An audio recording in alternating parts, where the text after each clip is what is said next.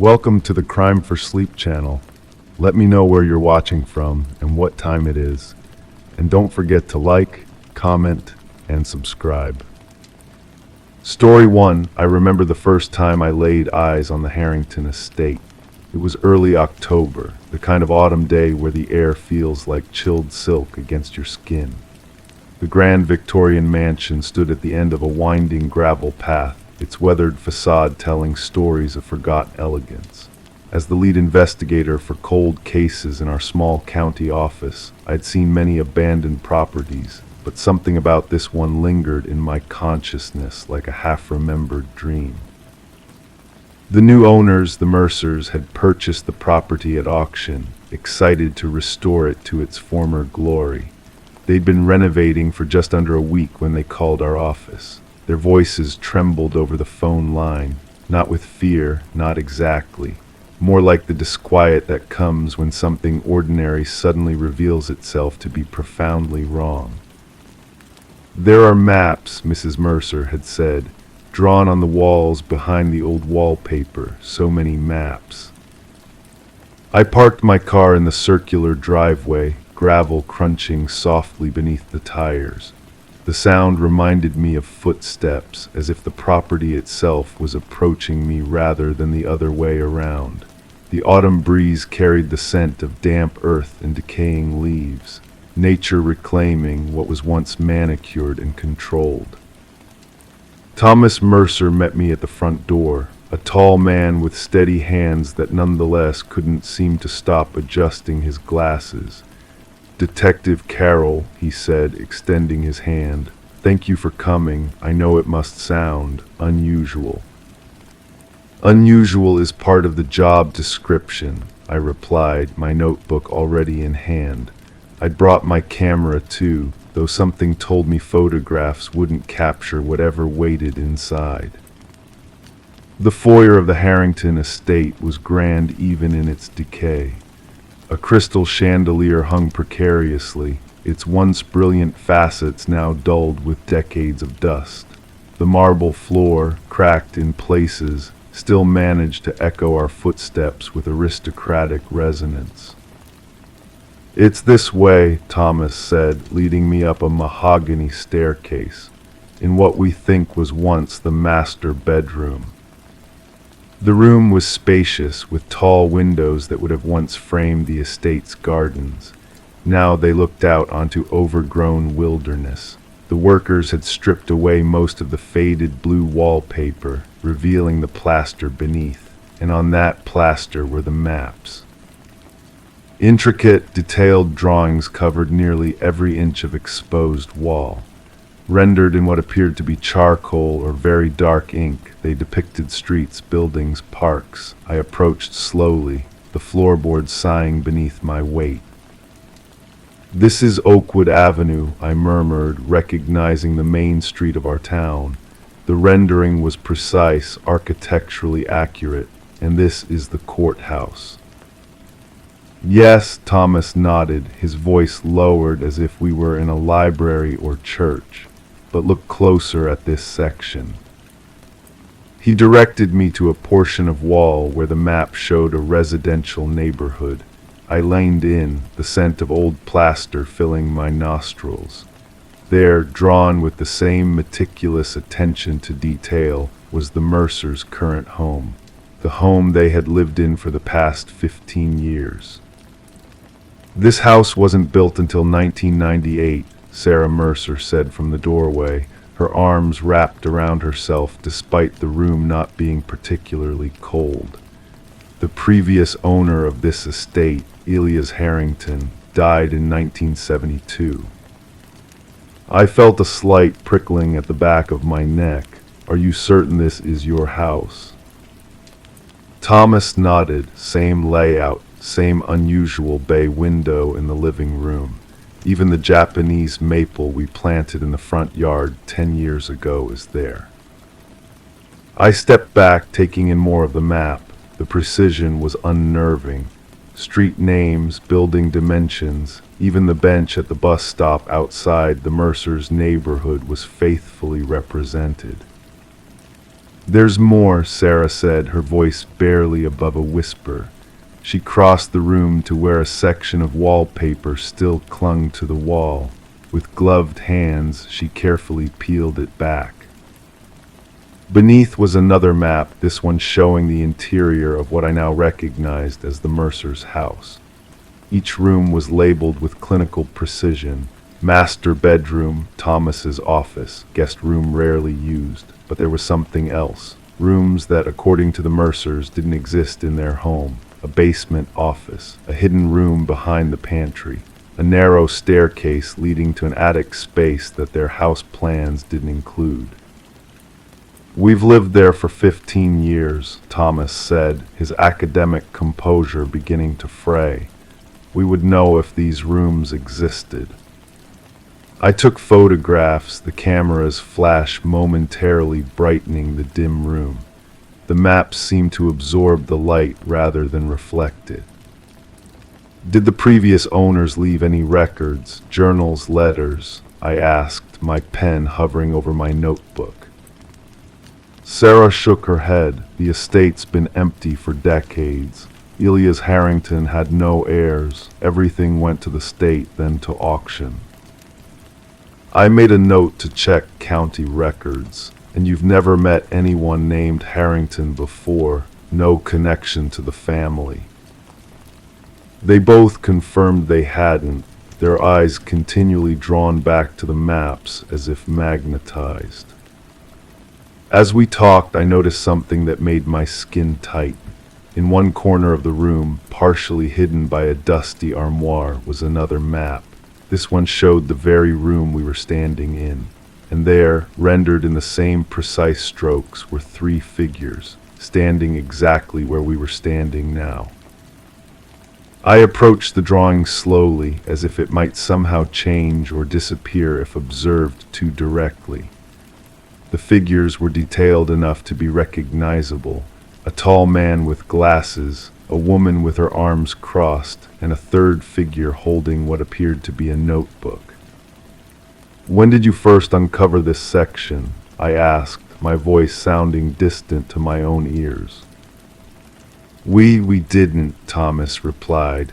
"The workers only removed wallpaper from the other walls. That corner still has the original covering."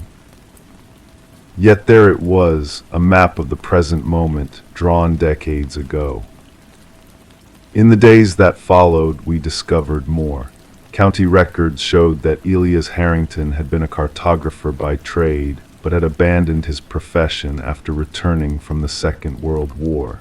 He became reclusive, rarely leaving the estate. Neighbors reported seeing lights in his bedroom at all hours, and the occasional delivery of large quantities of ink and paper. The Mercers, understandably unsettled, had contractors remove all the wallpaper.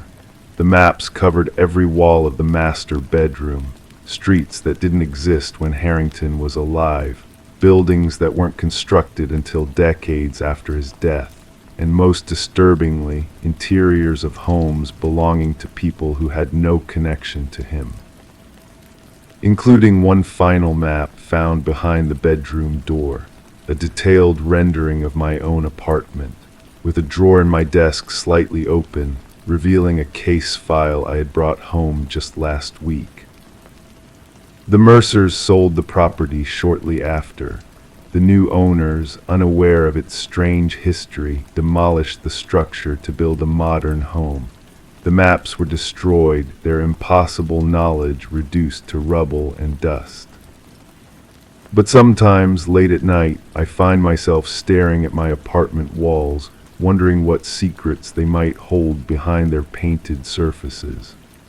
And occasionally, when the night is particularly still, I imagine I hear the soft scratch of charcoal on plaster, mapping moments that haven't yet come to pass.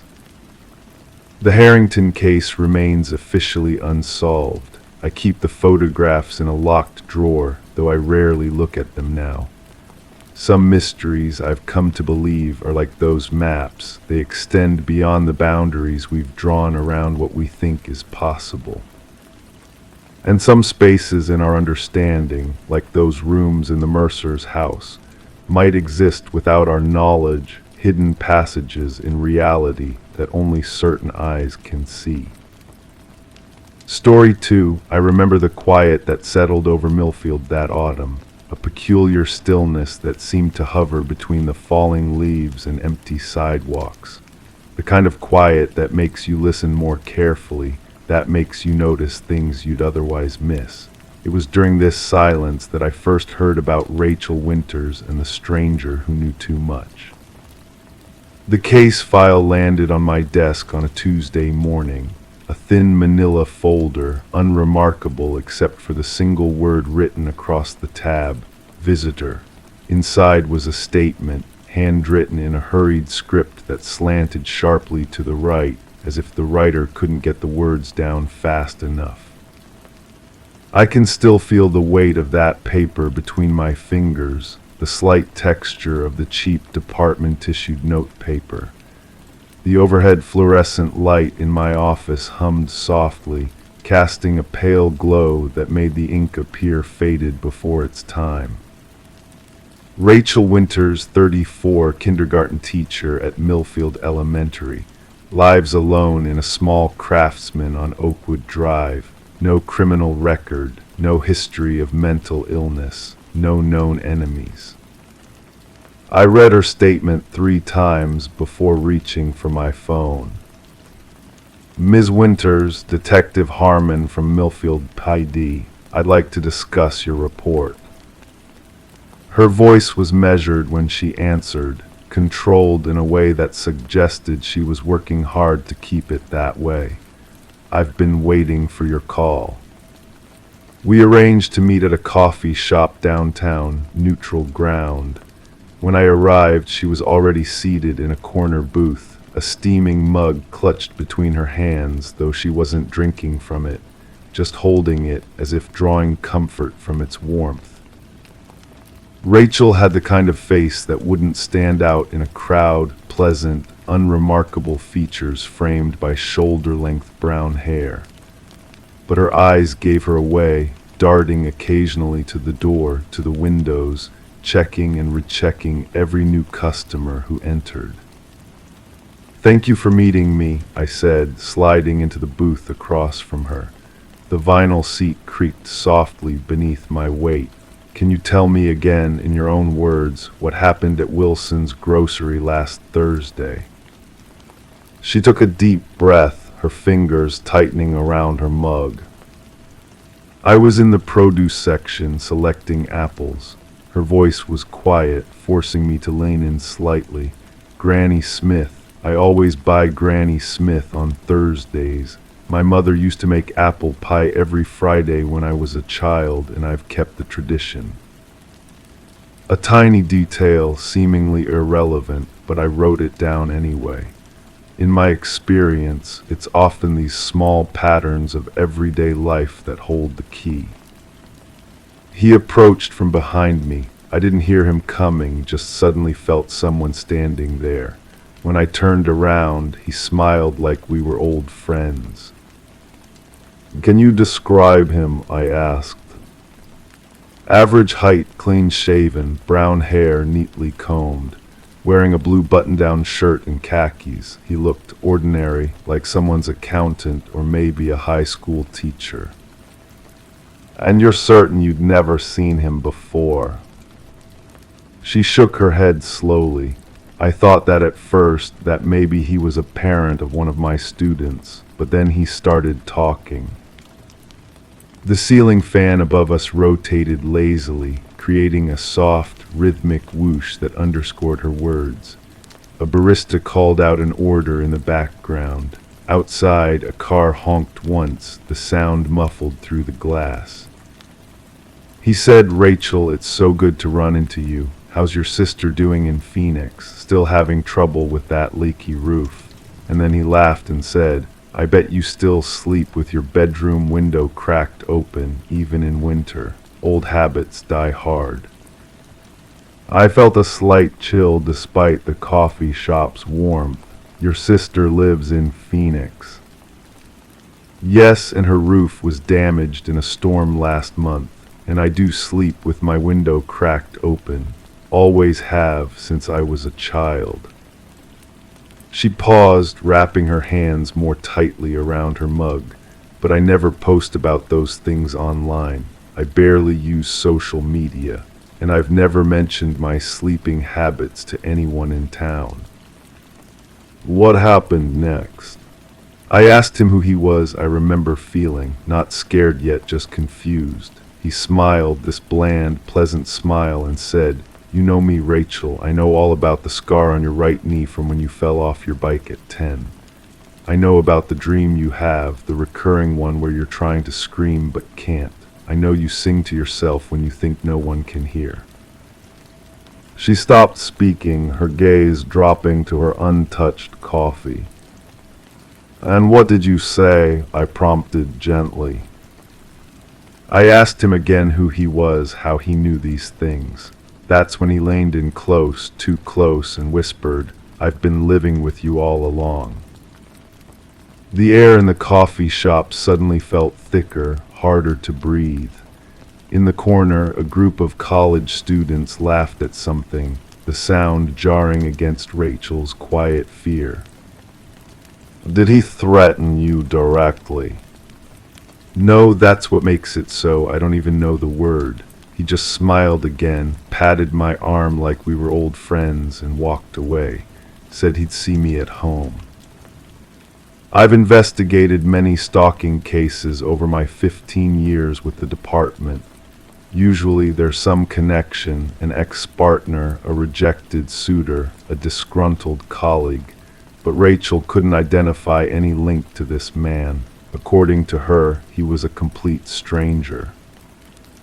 We increased patrols past her house, installed a security system, checked for signs of forced entry or surveillance equipment. Nothing. For 3 weeks there was no further contact. Then one evening, Rachel received a handwritten letter in her mailbox. No stamp, no postmark, just her name written in neat block letters. The paper crinkled softly between my fingers as I unfolded it in my office the next morning. The room was quiet except for the gentle patter of rain against the window, creating a strange, intimate atmosphere as I read. "Dear Rachel, did you know you talk in your sleep? Last night you mentioned someone named Michael. Who is he? I don't like sharing you.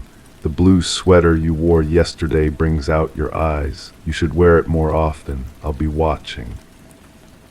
We found no fingerprints on the letter, no DNA on the envelope. The only cameras near her house were too distant to capture the mailbox clearly. Rachel began staying with a friend. We installed more cameras, higher quality this time. Officers drove by regularly, still nothing. Then came the phone call. "He was here," Rachel's voice trembled over the line, "in my bedroom." I drove through the rain-slicked streets, windshield wipers creating a hypnotic rhythm as I raced to her house. By the time I arrived, 2 patrol officers were already there, standing awkwardly in her living room while Rachel sat rigid on her couch.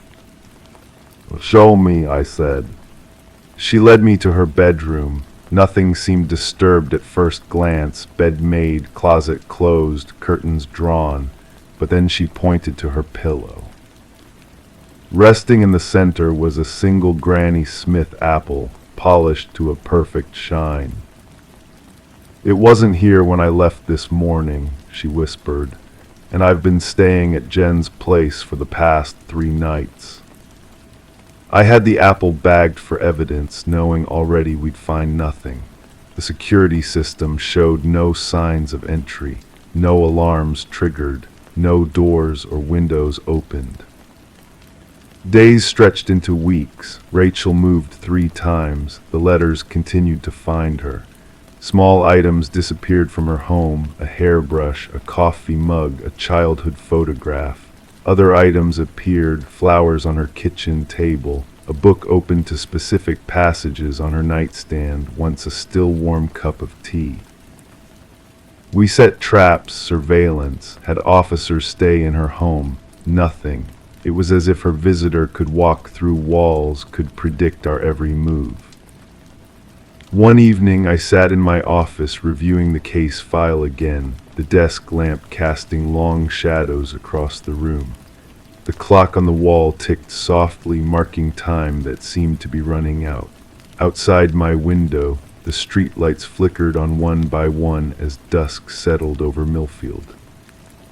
My phone rang, piercing the silence.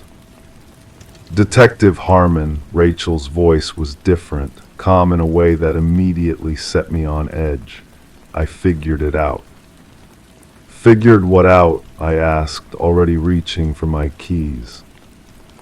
Who he is, how he knows. There was an odd note in her voice, almost wonder. He's been here all along, just like he said. Rachel, where are you? I was standing now, phone pressed to my ear. Home, my real home on Oakwood. Stay there, don't move, I'm on my way. The drive to Oakwood Drive took 12 minutes. 12 minutes of growing dread, of rain starting to fall again, tapping against my windshield like impatient fingers. Her front door was unlocked. The house was dark except for a single lamp in the living room, casting a warm circle of light. Rachel sat on the couch, hands folded in her lap, staring at something on the coffee table in front of her. Rachel, I approached cautiously, one hand near my weapon. She looked up, her expression serene. It was me all along, detective. On the table lay an open journal, pages filled with handwriting. Next to it, a stack of letters, the same letters that had been left for Rachel over the past months. I don't understand, I said, though a cold realization was already forming. I have gaps, she said simply, times when I'm not me. I've always had them since I was a child, hours, sometimes days that I can't account for. My doctor called it dissociative identity disorder, but the medication made me feel wrong, so I stopped taking it years ago. She gestured to the journal. I've been writing to myself, warning myself, the visitor isn't some stranger. He's a part of me, a part that knows everything about me because he is me. I stood frozen, the pieces rearranging themselves in my mind. The security system that never registered an intruder, the intimate knowledge of her life, the ability to find her no matter where she moved. I installed cameras, she continued, her voice distant. Not the ones you put up, my own, hidden ones. I watched the footage last night. She pointed to a laptop on the side table. I watched myself place the apple on my pillow. I watched myself write the letters. I've been living with a visitor who was never visiting at all. The rain had intensified, drumming against the roof.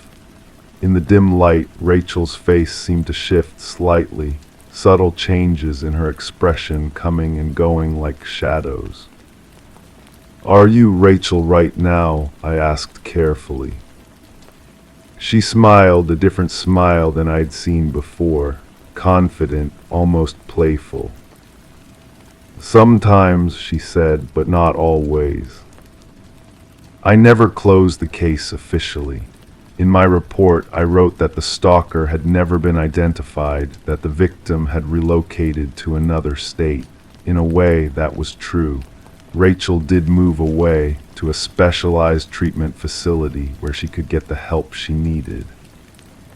Sometimes I drive past her empty house on Oakwood Drive.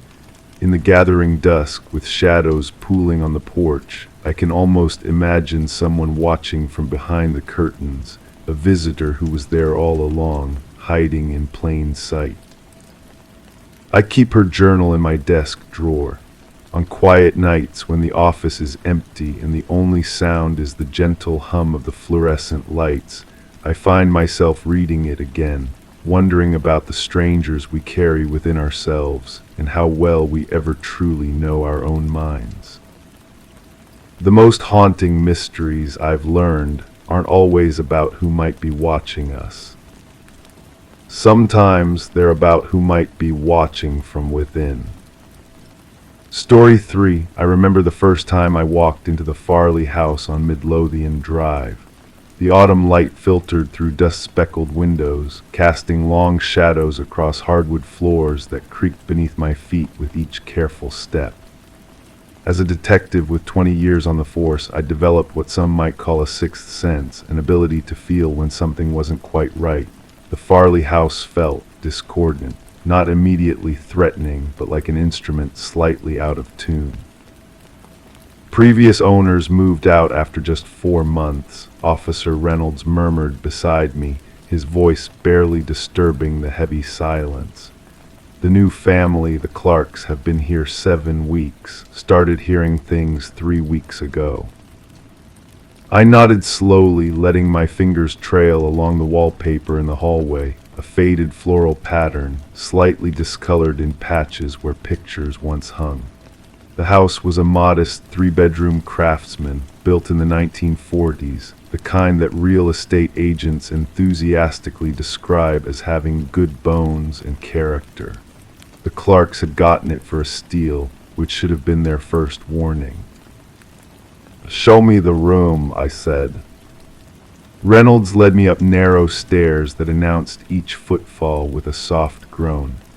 The second floor was cooler than the first, as if reluctant to accept the gentle warmth of the October sun.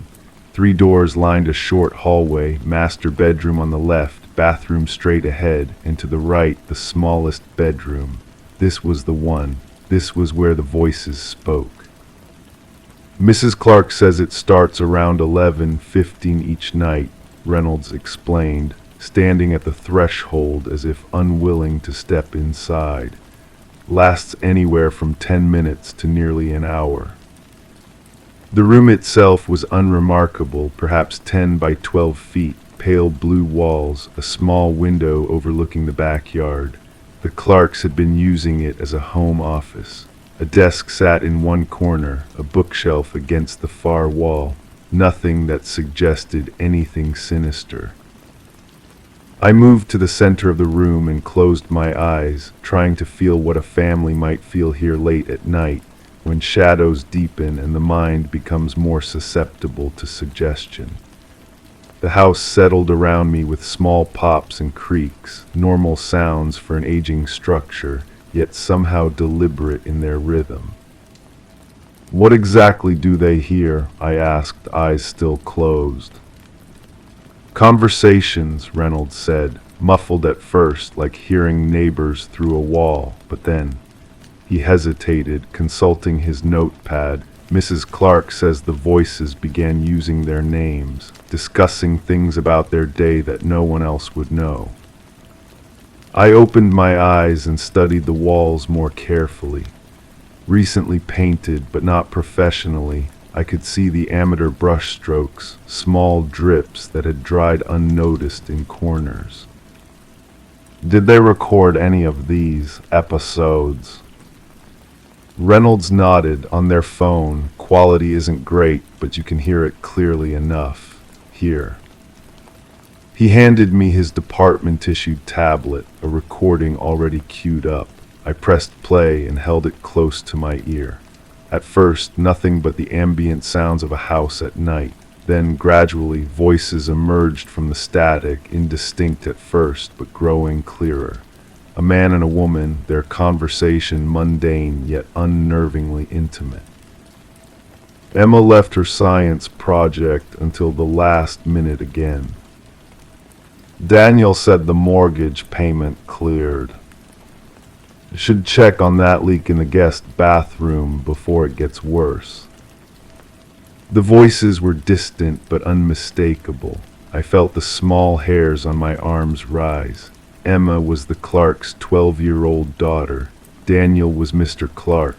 The leak in the guest bathroom was something Mr. Clark had mentioned to his wife just that morning. Has anyone lived here between the previous owners and the Clarks? I asked.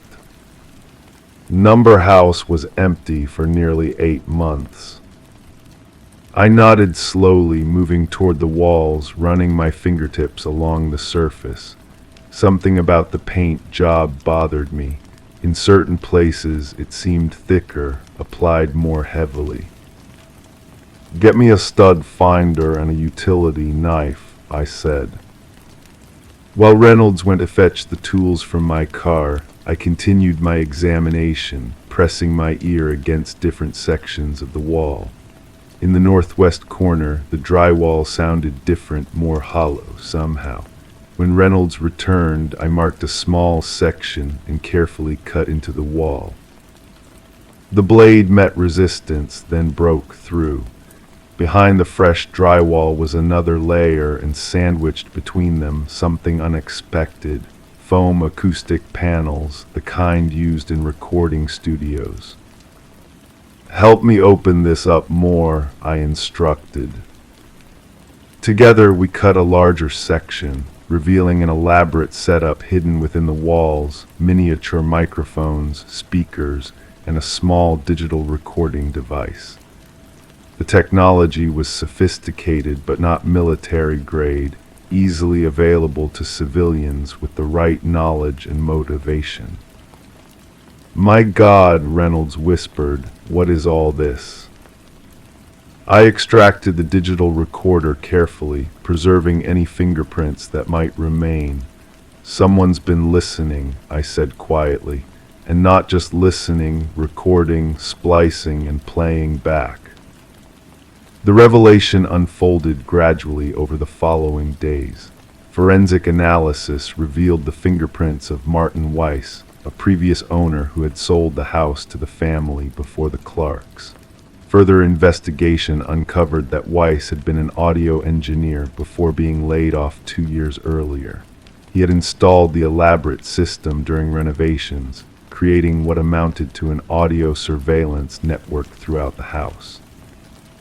The voices the Clarks heard were, horrifyingly their own, snippets of conversations recorded during the day, digitally processed, and played back at night through speakers hidden in the walls. The system was programmed to activate remotely, allowing Weiss to control it from his new apartment less than a mile away. But why? The question lingered as we tracked down Weiss to a small, cluttered apartment filled with audio equipment. He offered no resistance when we arrested him, seeming almost relieved to be discovered. In the interrogation room, under the steady hum of fluorescent lights, Weiss finally explained his unsettling project. I needed to feel connected, he said, his voice soft and precise. After the divorce, after losing my job, I put everything into that house. When I had to sell it, I couldn't just let go. He described how he would listen to the families living in what he still considered his house, inserting himself into their lives through careful manipulation of their own words. I wasn't trying to scare them, he insisted. I just wanted to be part of something again. The case was closed with Weiss pleading guilty to invasion of privacy and harassment charges. The Clarks had the entire house swept for devices and the walls repaired. They chose to stay, determined not to let fear drive them from their home. But sometimes, late at night, when I'm reviewing case files in my quiet apartment, I think about that room, that ordinary space transformed into something insidious through technology and loneliness. I think about how vulnerable we all are in our private moments, how the walls around us may not be as solid as they appear. And occasionally, when my own apartment settles in the night, I find myself listening more carefully to the creaks and whispers, wondering if they're truly just the sounds of an aging building, or if someone, somewhere, is listening back. Story 4. I first heard about the Barlow case on a Tuesday afternoon in late October, when the light turns golden early and shadows stretch long across small town streets. The air had that particular crispness that makes sound travel farther, clearer. Maybe that's why Sheriff Owen's voice seemed to hang in his office long after he'd stopped speaking, describing the strange circumstances surrounding Alina Barlow's disappearance. "The painting changed," he said, tapping his weathered finger on the case file. "That's what the housekeeper kept insisting. Said she noticed it the day after Mrs. Barlow went missing." I nodded slowly, letting the information settle between us like dust in sunlight. The ceiling fan above turned lazily, cutting through shafts of afternoon light. I'd been called in as a consultant, something that happens occasionally when local departments face cases with unusual elements. This qualified. Alina Barlow, 67, widow of a prominent local judge, lived alone in a Victorian home on the outskirts of Millfield. According to the file, she was last seen by her housekeeper, Martha Gaines, on a Friday afternoon. By Monday, when Martha returned to work, Alina was gone. No signs of forced entry, no signs of struggle. Just an empty house, Alina's reading glasses on the side table next to a half-finished cup of tea, and a painting that Martha swore had changed. "What kind of painting are we talking about?" I asked, my voice deliberately measured. In these initial conversations, I find it helps to establish a rhythm, to let the facts emerge at their own pace. Sheriff Owens slid a photograph across his desk.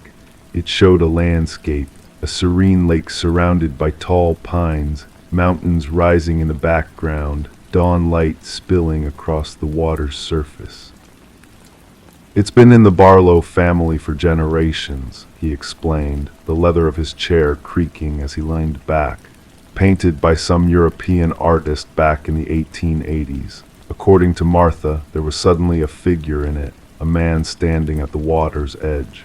She said she dusted that painting every Monday for 15 years and never seen any figure there before." I studied the photograph. Indeed, there was a small, dark silhouette of a man at the lake's edge, his back to the viewer. "Could she be mistaken? Memory is a tricky thing." The sheriff shook his head slowly. "Martha's not the imaginative type. Plus, she took a photo of the painting on her phone a month earlier to show her niece who's studying art history. No figure in that one." He slid another photograph across the desk. The same painting, but empty of human presence. The next morning found me driving down Millfield's maple-lined streets toward the Barlow residence. The Victorian house stood apart from its neighbors, set back behind an iron gate that creaked softly as I pushed it open. The air smelled of fallen leaves and distant wood smoke. Martha Gaines met me at the door, a small woman with practical hands and eyes that missed nothing. "It's still changing," she said without preamble, leading me through the high-ceilinged foyer. Her shoes made soft tapping sounds against the hardwood. "The man in the painting, he's closer now." The painting hung above the fireplace in the study, a room lined with leather-bound books and furnished with antiques that gleamed with polish. Morning light filtered through lace curtains, casting delicate patterns across the oriental rug. I approached the painting slowly, aware of the slight creak of floorboards beneath my feet. The landscape was beautiful, masterfully rendered with oil paints that captured the transparency of morning mist hovering above the lake. And there, no longer at the water's edge, but now on a path leading toward the foreground, was the figure of a man, small but distinct. His features were indistinguishable, but his posture suggested purpose, movement. "When did you first notice him moving?" I asked, my voice sounding oddly hushed in the quiet room. Martha stood a few feet behind me, arms crossed. "Yesterday morning. I come by every day now, checking on the house until they find Mrs. Barlow." She paused, then added, "The police think I'm crazy." "I don't think you're crazy," I said, taking out my camera to document the painting. "I think you're observant." Over the next 3 days, I immersed myself in Alina Barlow's life. I sat in her study, reviewing financial records that showed no irregularities. I spoke with her attorney, who confirmed that her will had remained unchanged for years. I interviewed neighbors who described her as private but pleasant, often seen tending to her garden or walking to the small bookshop downtown. No one had enemies, that's what people always say. But Alina Barlow genuinely seemed to have lived a quiet, unobtrusive life following her husband's death 12 years earlier. There were no obvious motives for anyone to wish her harm. Each morning I returned to the house to check the painting. Each morning the figure had moved closer. By Friday he had reached the foreground path, now clearly a man in early 20th century clothing, a dark suit and hat that shadowed his face. On Saturday morning I arrived at the Barlow house just as dawn was breaking. A light rain fell, beating on my coat as I hurried up the front walk. Martha met me at the door, her face pale. "He's at the front of the painting now," she whispered, "and I found something." She led me not to the study, but up the curving staircase to a small room at the back of the house. It appeared to be a storage space, filled with old trunks and furniture draped in sheets. Martha pulled a chain, illuminating the room with a single bare bulb. "I was looking for Mrs. Barlow's photo albums, thought they might help somehow," she explained, kneeling beside an open trunk. "Found these instead." She handed me a stack of yellowed newspaper clippings and what appeared to be journal pages. I sat on an old steamer trunk, the dust motes dancing in the air around me as I began to read. The journals belonged to Alina's father-in-law, Arthur Barlow. The entries dated back to 1947 and detailed his acquisition of the painting from a German art dealer who had fled Europe after the war. The dealer had claimed the painting was special, that it had belonged to a renowned Austrian family before being confiscated during the Nazi regime. "The painting shows you what you need to see," one entry read. "Heinrich warned me never to sell it, never to let it leave the family. Said his grandfather painted it with more than just oils and pigments. Said there was old magic in it." I read on, the rain tapping gently against the windows, creating a soothing rhythm that contrasted with the increasingly disturbing content of the journal. Arthur described watching the painting change subtly over years, colors shifting with seasons, small animals appearing and disappearing. And once, when his business partner had threatened to expose some financial impropriety, a figure had appeared in the painting. A figure that grew closer each day until, on the 7th day, his partner was found dead of an apparent heart attack. "The figure vanished after Thomas died," Arthur wrote. "The painting returned to its original state. I should destroy it, but I cannot bring myself to do so. Instead, I will keep it, watch it, ensure it never leaves our family." The final clipping was an obituary for Heinrich Mayer, the German art dealer. He had died in 1952, alone in his apartment. The article mentioned that he had been found sitting in a chair, facing a blank wall where a painting had once hung, the hooks and wire still in place, but the artwork missing. That evening I sat in Alina's study, watching the painting as shadows lengthened across the room. The figure was now so close to the foreground that his features were almost discernible, almost, but not quite. Something about the brushwork kept his face perpetually in shadow, regardless of how I adjusted the lighting.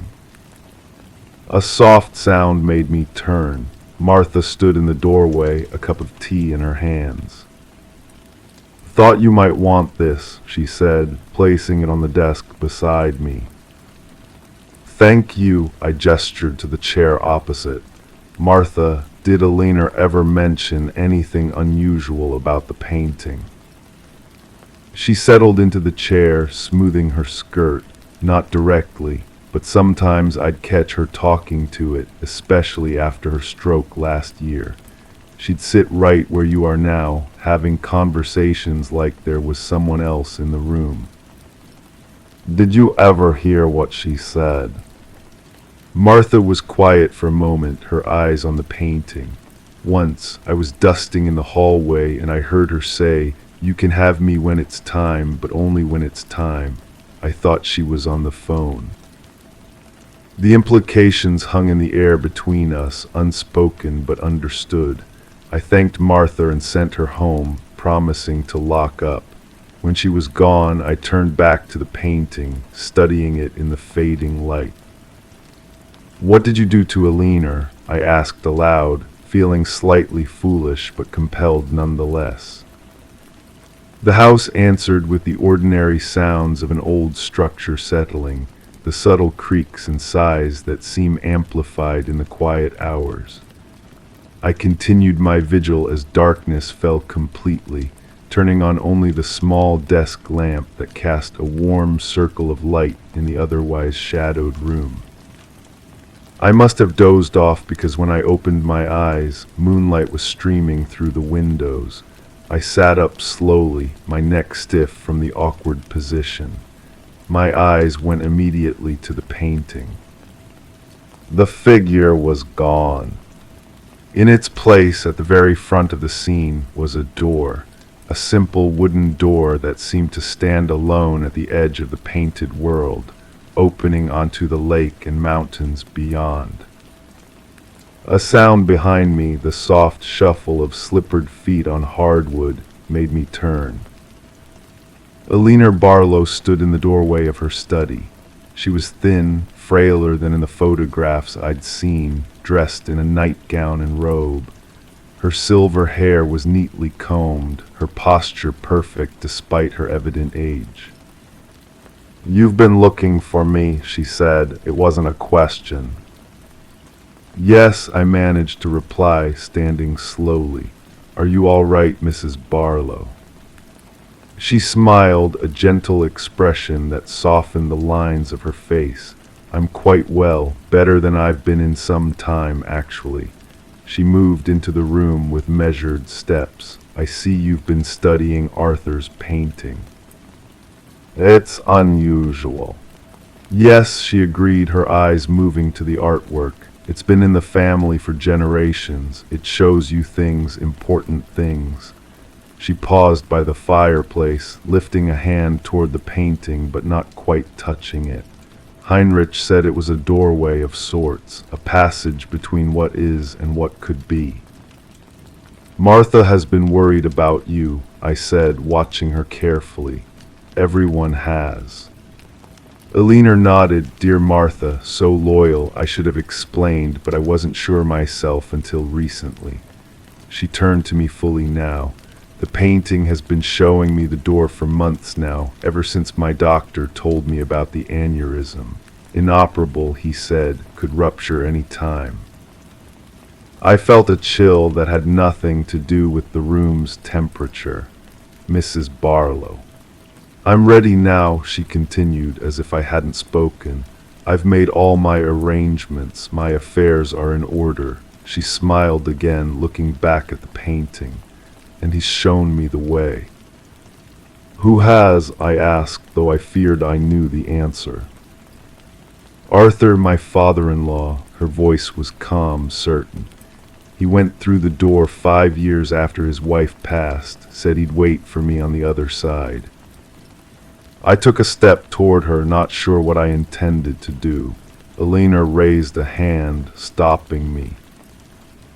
"I'm not confused, detective. I'm not suffering from dementia or delusions.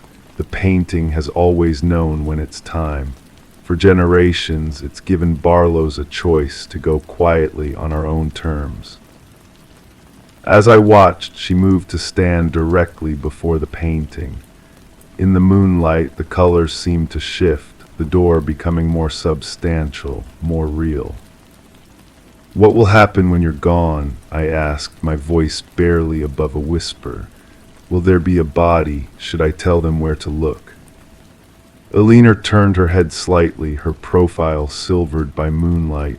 "No body, no evidence, just absence. It's always been the Barlow way." She paused, then added, "The painting will reset, return to its original state, until the next time it's needed." I wanted to stop her, tell her that what she was describing was impossible. But in that moment, watching her stand before that painted door with absolute certainty, I couldn't form the words. "Goodbye, detective," Alina said softly. "Thank you for your concern, but it was unnecessary. I'm simply going home." She reached forward, her hand meeting the canvas and continuing through, as if the painting had dissolved into mist. I stood frozen, watching as Alina Barlow stepped fully into the painting, the door seeming to open wider to receive her. Then, like a reflection on disturbed water, the image rippled slightly. When it stilled, the painting showed only what it had always shown, a serene landscape, a lake surrounded by pines, mountains in the distance, dawn light spilling across the water's surface. No figure, no door, nothing to suggest it had ever been anything but oil on canvas. I never filed a final report on the Barlow case. How could I explain what I'd witnessed? Instead, I told Sheriff Owens that Alina must have planned her disappearance carefully, that she likely had personal reasons we would never fully understand. The case remains officially unsolved. Alina's estate passed to distant relatives who sold the house and most of its contents, all except the painting, which mysteriously vanished before the estate sale. Sometimes on quiet October evenings when the light turns golden early and shadows stretch long across small-town streets, I find myself wondering about that painting, where it is now, whose walls it graces, and whether someday a figure might appear at the water's edge, gradually moving closer, bringing with it an invitation or a warning. Some doors once seen can never be unseen, even when they disappear from view. Story 5. They found the letters sealed behind the old plaster walls, hundreds of them, written in shaky handwriting, each one addressed to them by name. But the most disturbing part, the letters described events that hadn't happened yet. I remember the first time I walked into the Winters' home on Oakwood Lane. The floorboards whispered beneath my feet, a gentle creak that seemed to follow me from room to room. The air inside was different, heavier somehow, as if the house itself was holding its breath. Detective work is often about feeling the wrong notes in a melody, and this old Victorian was playing a strange tune. It was late September when the call came in. A renovation crew had been tearing down a wall in the master bedroom when they discovered a cavity filled with yellowed envelopes. The foreman, a practical man named Douglas with calloused hands and 20 years of construction experience, had never seen anything like it. "I've found all sorts of things in old houses," he told me, his voice low and measured in the kitchen that smelled of fresh coffee and ancient dust. "Forgotten toys, old photographs, even cash once or twice, but never letters addressed to people who just moved in." The Winters family, Sarah, Michael, and their 2 children, Emma and Noah, had purchased the house only 3 months prior. The previous owner, Alina Blackwood, had passed away at the age of 94 after living in the home for nearly 7 decades. According to neighbors, she had been a recluse in her later years, rarely leaving the property. I sipped my coffee slowly, letting the warmth spread through my fingers as I examined one of the letters. The envelope was addressed to Sarah Winters, the handwriting delicate yet unsteady. Inside, the letter described in unsettling detail the renovation plans the family had only discussed privately. It mentioned the exact shade of blue Sarah had chosen for Emma's bedroom, a decision made just last week, a color she hadn't shared with anyone outside the family. "I thought it was some kind of prank at first," Sarah whispered, her fingers tracing the edge of the letter. Her eyes didn't meet mine. "But then I read the part about Noah's nightmares. How could anyone know about those? He only started having them after we moved in." The letters weren't just addressed to Sarah. There were dozens for Michael, describing his recent promotion, the long hours at the office, even the argument he and Sarah had last Tuesday night when they thought the children were asleep. There were letters for Emma, mentioning her new school friends by name, and for Noah, referencing the secret fort he'd built in the backyard behind the old maple tree. I carefully placed the letters in evidence bags, the paper rustling softly like autumn leaves. This wasn't a typical case of harassment or stalking. These letters had been sealed inside that wall for years, perhaps decades, judging by the degradation of the envelopes and the faded ink. As I drove back to the station, the setting sun casting long shadows across the road, I couldn't shake the feeling that I was missing something obvious. The radio played softly a jazz piece that seemed to mirror my scattered thoughts, notes that didn't quite resolve into a recognizable pattern. The forensics team worked methodically, their findings arriving in my inbox over the next few days.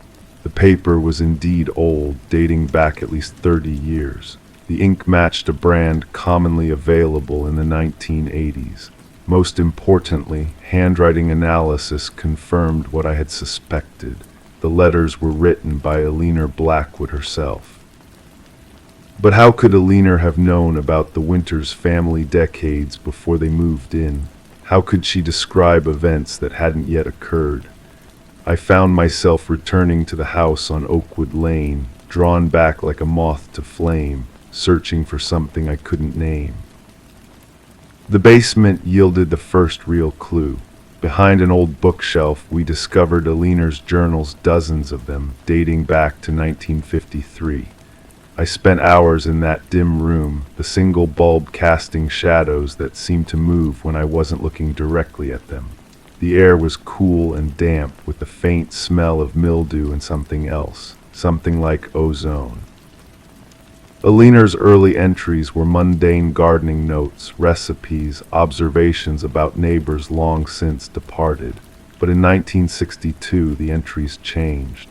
She began writing about dreams, vivid and detailed, dreams about families living in her home, people she'd never met but described with startling specificity.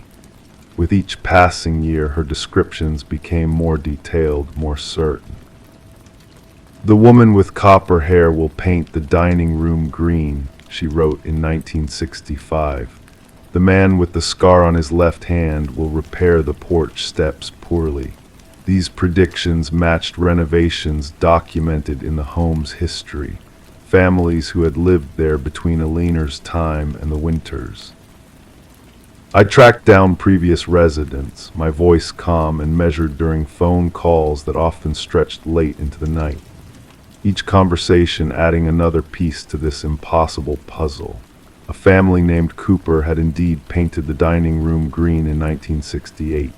Martin Davis, who owned the house in the early 1970s, had a distinctive scar on his left hand from a childhood accident, and his hasty porch repair had needed to be redone by the next owners. One night, as I sat in my office surrounded by Alina's journals and case notes, the overhead light buzzing softly, I noticed a pattern. The dreams, the predictions, they intensified during periods of renovation. Any time the physical structure of the house changed, Alina's visions became more frequent, more detailed. The following morning I returned to the house, the early fog clinging to the ground like reluctant ghosts. Sarah Winters met me at the door, dark circles under her eyes suggesting another sleepless night. "Have you found anything?" she asked, her voice barely above a whisper as she led me into the kitchen. The children were at school and Michael was at work. The house felt different when empty, listening somehow. "I have a theory," I said, placing Aliner's journal from 1983 on the kitchen table. "I believe Aliner had some kind of connection to this house that science can't easily explain. The more I've investigated, the more convinced I am that she somehow saw through time." Sarah didn't laugh or dismiss me. Instead, she pushed her own journal across the table. "I've been having dreams," she admitted, "about a young woman living here in the 1950s. In my dreams, I watch her writing letters and sealing them inside the walls. She looks right at me sometimes, like she can see me watching her." A chill ran through me that had nothing to do with the autumn air filtering through the window. We were standing in the same spot where Aliner had stood decades ago, having the very conversation she had predicted in a letter found in the wall. The house renovation continued, albeit more cautiously now. Each new wall opened revealed more letters, more predictions. Some were addressed to people who hadn't yet moved into the house's future residents beyond even the Winters family. As I compiled my final report, I knew it would never be filed officially. Some cases don't fit neatly into the categories our system recognizes. The typewriter keys clicked softly as I documented the facts as I found them, knowing my supervisor would read it with skeptical eyes. The house on Oakwood Lane still stands, still whispers its secrets to those who listen carefully. The Winters family chose to stay, developing an unusual relationship with their home and its former owner. They've taken to leaving their own notes in the walls during renovations, messages to future residents, continuing the strange correspondence that Aliner began. Sometimes I drive by the house late at night when the windows glow with warm light and shadows move behind curtains. I wonder what Sarah dreams about now, what future occupants she glimpses, what messages she leaves for them. And sometimes, in the quiet hours before dawn, I wonder if Aliner Blackwood ever saw me in her dreams, a detective trying to understand a mystery that defies explanation, sitting in her kitchen decades after her death, feeling the weight of letters not yet written, addressed to people not yet born. The true crime, perhaps, is that some mysteries are never meant to be solved, only experienced, documented, and passed on like the letters in the walls of the house that wrote to strangers across time. Story 6, The Winter in Oakwood Hills, was particularly harsh that year. I remember the gentle hush of snowfall against my office window as I reviewed the case files. The soft yellow light of my desk lamp cast long shadows across photographs that shouldn't have existed because, according to all logical evidence, the man in them couldn't have been real. It began on December 12th when Aliner Chambers, a 42-year-old librarian, called the station. Her voice was steady but carried an undercurrent of confusion that made me reach for my recorder. I can still hear the subtle tremble in her words as she explained what had happened the previous evening. "He knocked on my door around 6, she said. "I wasn't expecting anyone. The snow had been falling steadily since noon." I closed my eyes, letting her voice transport me back to that moment. Aliner's home sat at the end of Willow Street, a modest 2-story house with blue shutters and a wraparound porch, the kind of place where nothing extraordinary ever happened. "He was well dressed," she continued. "Charcoal coat, pressed slacks. His smile was warm, disarming. He introduced himself as David Cooper, said he'd just moved into the Petersons' old place down the street." The tape recorder hummed softly as I played back her statement for the third time that night. Outside my window, snowflakes drifted lazily through the cone of light from the street lamp. My coffee had gone cold, but I hardly noticed. We spoke for maybe 15 minutes. He asked about the neighborhood local restaurants. Nothing unusual, but something felt off. I couldn't place it then. The photograph spread before me confirmed what Alina had discovered the next morning. The immaculate blanket of snow surrounding her home bore no footprints leading to or from her front door. None at all, as if her visitor had materialized on her porch and vanished the same way. I called Mary Peterson that morning. Alina's voice continued from the recorder. She said they hadn't sold their house. No one named David Cooper had moved into the neighborhood. I ran my fingers along the edge of the case file. Alina wasn't the only one. 3 other residents of Oakwood Hills reported similar encounters over the next week. Each description matched: tall, well-dressed man with a disarming smile. Each time he appeared during snowfall. Each time he left no tracks. The thermometer outside my window read 12 degrees. Too cold to be sitting here without turning up the heat, but I barely registered the chill. My mind was caught in the gentle undertow of this impossible case. I lifted a photograph from the file, a security camera still from the convenience store 2 blocks from Alina's home. The timestamp showed 5:43 p.m. on December 12th. A man in a charcoal coat, face partially obscured, buying a coffee. The clerk confirmed he'd paid in cash. No credit card trail. He asked about my book collection, Alina had said during our follow-up interview. Her voice on the tape was softer now, thoughtful. He seemed particularly interested in my first editions, asked if I lived alone, if I kept them insured. I pressed my fingertips against my temples. The station was quiet this late. Only the occasional crackle of the dispatcher's radio broke the silence. Outside, the snow continued to fall, erasing the day's footprints, just as it had erased those of our mysterious visitor.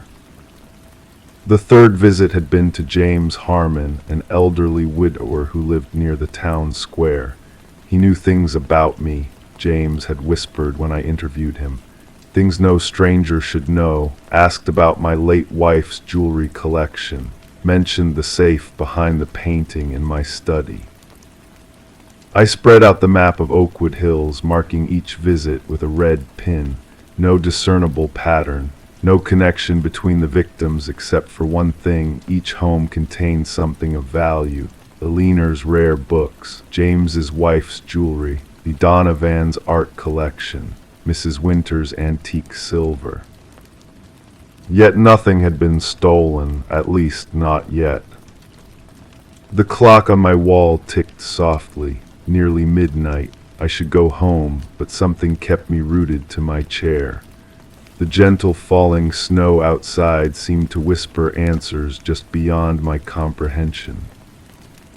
I picked up another photograph, this one from a traffic camera half a mile from James Harmon's house. Same man, same coat, walking along an empty sidewalk during a snowfall. And then in the next frame, taken 30 seconds later, an empty sidewalk, as if he'd simply disappeared. The forensics report sat unopened on the corner of my desk. I already knew what it would say. No fingerprints left at any of the homes. No DNA. No evidence that he had ever been there, except for the consistent testimony of 4 unrelated witnesses. "Detective," the voice startled me. Officer Reyes stood in my doorway, coat dusted with fresh snow. "Thought you'd want to know. We just got another call, same description. A woman on Maple Drive, says the man visited her about an hour ago."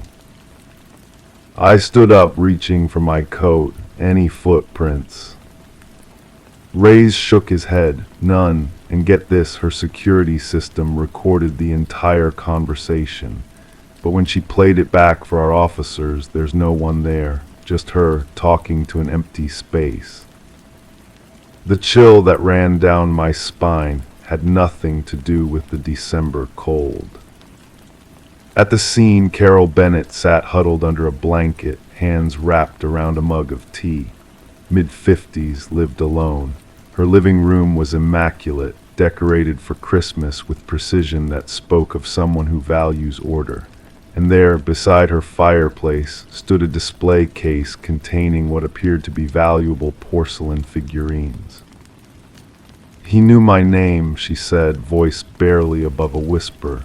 "Knew I collected these, asked if I'd ever had them appraised." I watched the security footage on her tablet. The camera angle showed most of her living room. Carol entering, sitting down, then animatedly talking to nothing, empty space. But her gestures, her expressions, she was clearly engaging with someone she could see. "Ms. Bennett," I asked gently, "did you notice anything unusual about this man? Anything at all?" She looked up, eyes distant with recollection. "His shadow," she said finally. "It didn't move right, like it was delayed just by a fraction of a second." I made a note, though I wasn't sure what to make of it. What was becoming increasingly clear was that our visitor was selecting his targets with care, casing them, learning about their valuables. Back at the station, I added Carol's location to my map, 5 pins now. I stepped back, studying the pattern that emerged, not random after all, moving methodically through town, one neighborhood at a time. And then it hit me. I ran my finger along the map, tracing what appeared to be a clockwise spiral, starting at the outskirts and working inward. If the pattern held, I could predict where he might appear next. For 3 nights we waited. Officers in plain clothes were stationed in the homes of residents who fit the profile. The snow continued to fall intermittently, covering our town in a silence that felt oppressive now rather than peaceful. On the 4th night, a call came in from Officer Dawson. "He's here," she whispered over the radio, "just knocked on the door." I was there in 10 minutes, approaching silently through the falling snow. Through the living room window, I could see Dawson, dressed in civilian clothes, nodding and smiling at someone seated across from her, someone I couldn't see from my angle. Heart pounding, I moved to the side of the house, peering through the dining room window for a better view, and there he was, exactly as described, tall, well-dressed, charcoal coat, smiling pleasantly as he chatted with what he believed was his next potential victim. I signaled the other officers to move in, but as we approached the front door, the lights in the living room flickered just once, briefly. By the time we entered, Dawson was alone. "He was just here," she insisted, looking shaken. "We were talking and then the lights flickered and he was gone." We searched the entire house, every closet, under every bed, nothing. Outside, the fresh snow remained undisturbed except for our own footprints. The next day, while reviewing Dawson's recording of the conversation, a chill ran through me. Her voice was clear on the tape, but in place of her visitor's responses, there was only static. Not silence, static, like interference on a radio frequency. That evening, the first theft occurred. Eleanor Chambers' rare books were gone. Her door remained locked, her alarm system armed. The snow outside her windows pristine and untouched. Over the next 3 days, 2 more homes were hit. James Harmon's jewelry, the Donovan's art. In each case, the snow outside remained undisturbed. No fingerprints, no evidence. 6 months have passed since then. The thefts stopped as suddenly as they began. The spring thaw came and went, erasing any hope of finding tracks that were never there in the first place. Sometimes on quiet nights like this one, with snow falling softly outside my window, I review the case files again. I study the single clear photograph we have of him, the convenience store security footage. I cross-referenced databases looking for similar cases in other towns. And sometimes I find myself glancing out at the untouched snow on my front lawn, wondering if tonight might be the night he knocks on my door. Because the one thing that keeps me awake isn't the stolen items or the impossible physics of his appearances. It's wondering how he knew which homes to target, how he knew about valuables that weren't visible, weren't advertised, weren't known outside intimate circles. Unless, of course, he'd been invited in long before. The snow falls heavier now, erasing all evidence of passage, and somewhere in Oakwood Hills, a knock sounds on a door, a new neighbor come to introduce himself. And behind him, no footprints in the snow. Story 7. I remember the first time I stepped onto the property at 1428 Willow Creek Road. The air had that peculiar stillness that often precedes winter, carrying the faintest scent of wood smoke from distant chimneys. The sound of gravel crunching beneath my shoes seemed unnaturally loud as I approached what should have been nothing more than a charred foundation. But there it stood, a Victorian mansion, 3 stories of immaculate white clapboard siding with dark green shutters, a wraparound porch, and delicate gingerbread trim along the eaves. Morning sunlight glinted off spotless windows. A light breeze stirred the branches of ancient oak trees that flanked the property, their shadows dancing across the pristine lawn. "This has to be a mistake," muttered Carlos, the foreman of the demolition crew that had called us. His clipboard trembled slightly in his weathered hands. "I swear on my mother's grave, Detective Hayes, 3 days ago this place was a burned-out shell. We were scheduled to clear the remains today." The file in my hands told a simple story. 5 years earlier, the Blackwood mansion had burned to the ground in what was ruled an accidental fire. The elderly owner, Margaret Blackwood, had perished in the blaze. The property had remained in legal limbo until recently, when the city had finally obtained permission to clear the hazardous remains. "Let's take a look inside," I suggested, my voice softer than usual. Something about the house demanded a certain reverence, like speaking in a library or church. The front door opened with a gentle creak, revealing a foyer with gleaming hardwood floors and an elegant staircase spiraling to the upper levels. The smell of lemon polish hung in the air, mixed with something else I couldn't quite identify, something old and faintly sweet, like pressed flowers in an antique book. Carlos refused to enter, remaining on the porch with arms crossed tightly across his chest. My partner, Detective Reyes, followed me inside, her footsteps hesitant. I noticed her hand resting on her service weapon, though there seemed to be no immediate threat. "It's fully furnished," she whispered, nodding toward the living room to our right. She was right. A Victorian settee upholstered in deep burgundy velvet sat before a marble fireplace. Above the mantel hung a large ornate mirror, reflecting our bewildered expressions. Side tables held delicate porcelain figurines, and heavy drapes framed windows that allowed morning light to filter through lace curtains.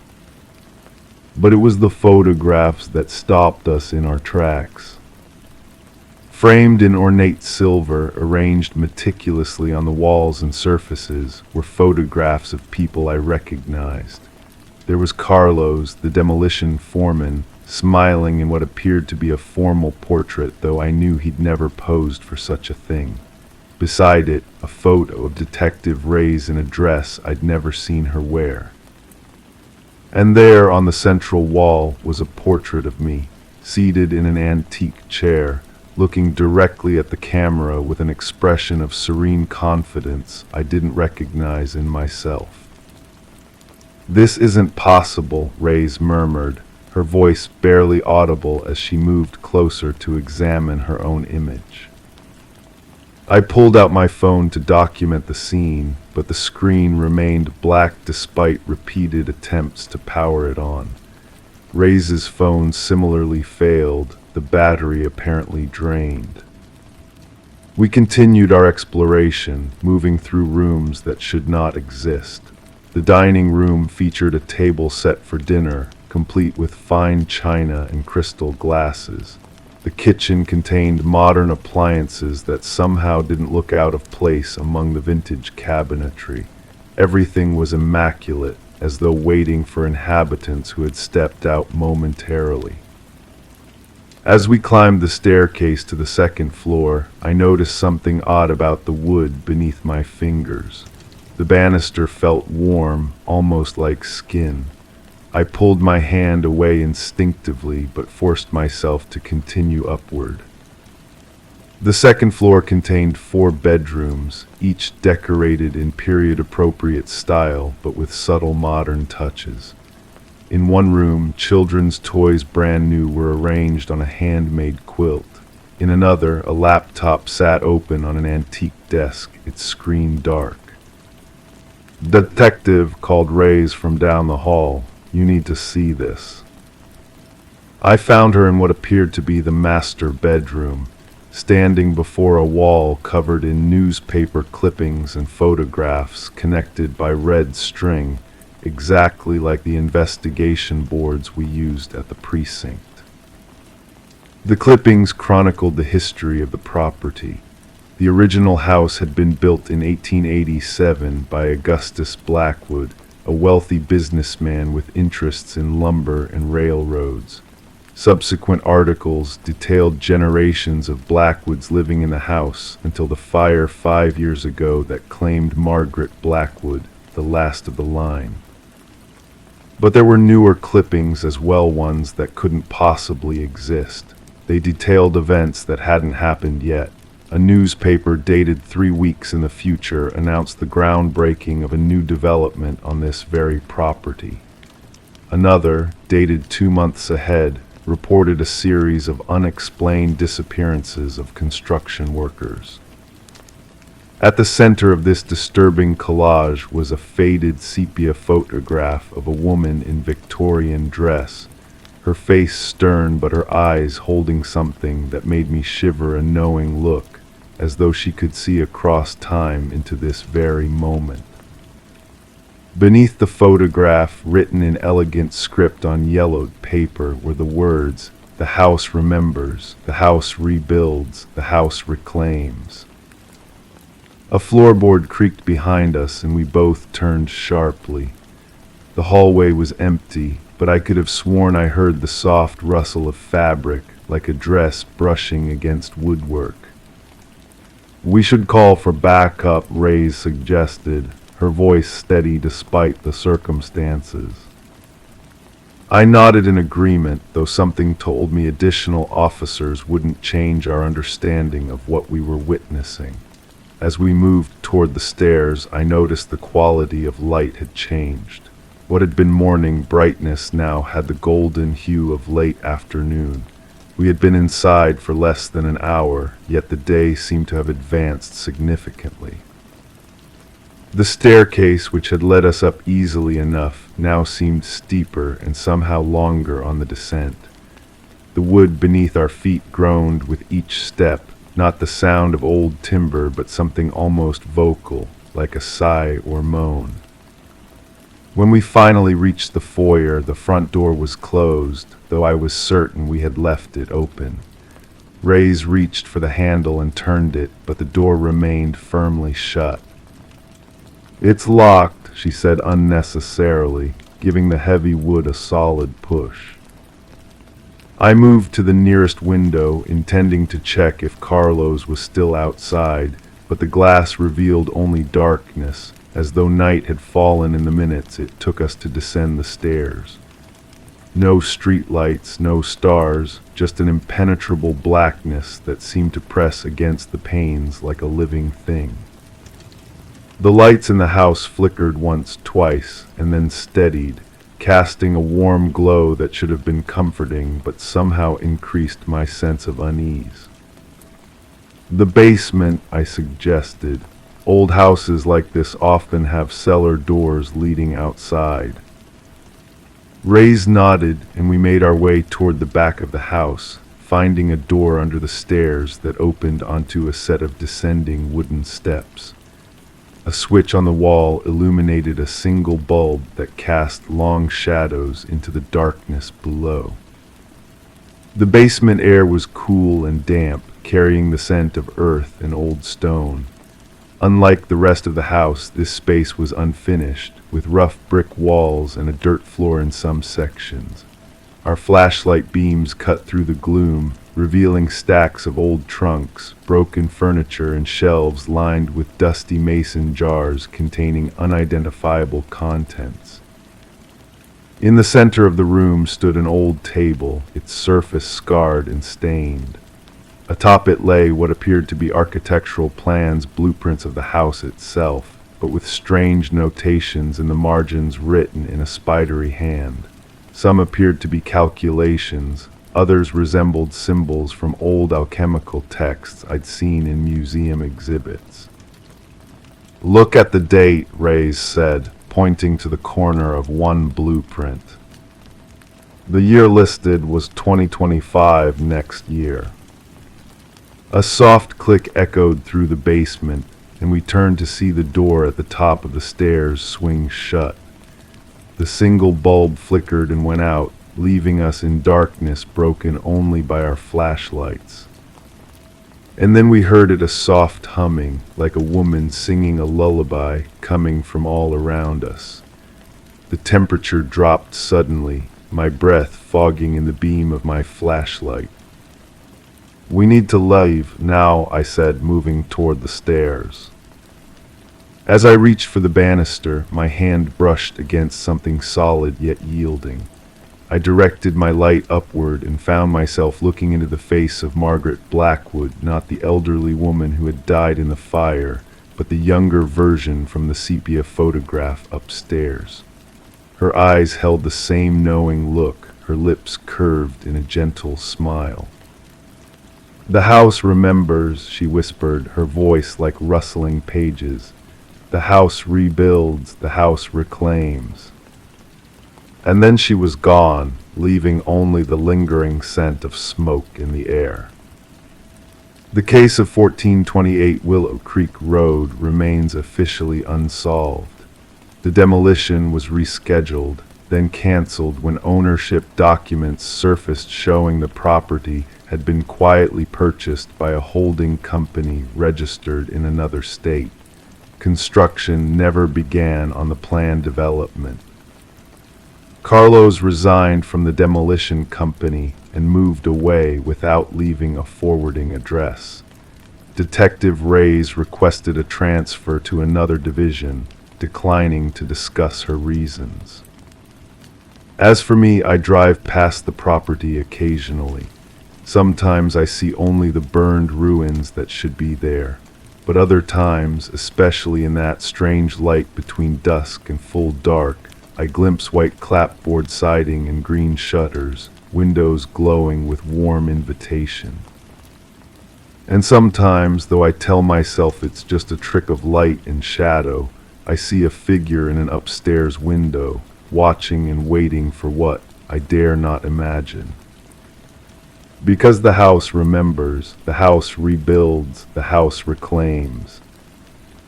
Story 8, I still remember the weight of that case file in my hands, heavy manila folder, weathered at the edges from countless fingers leafing through its contents.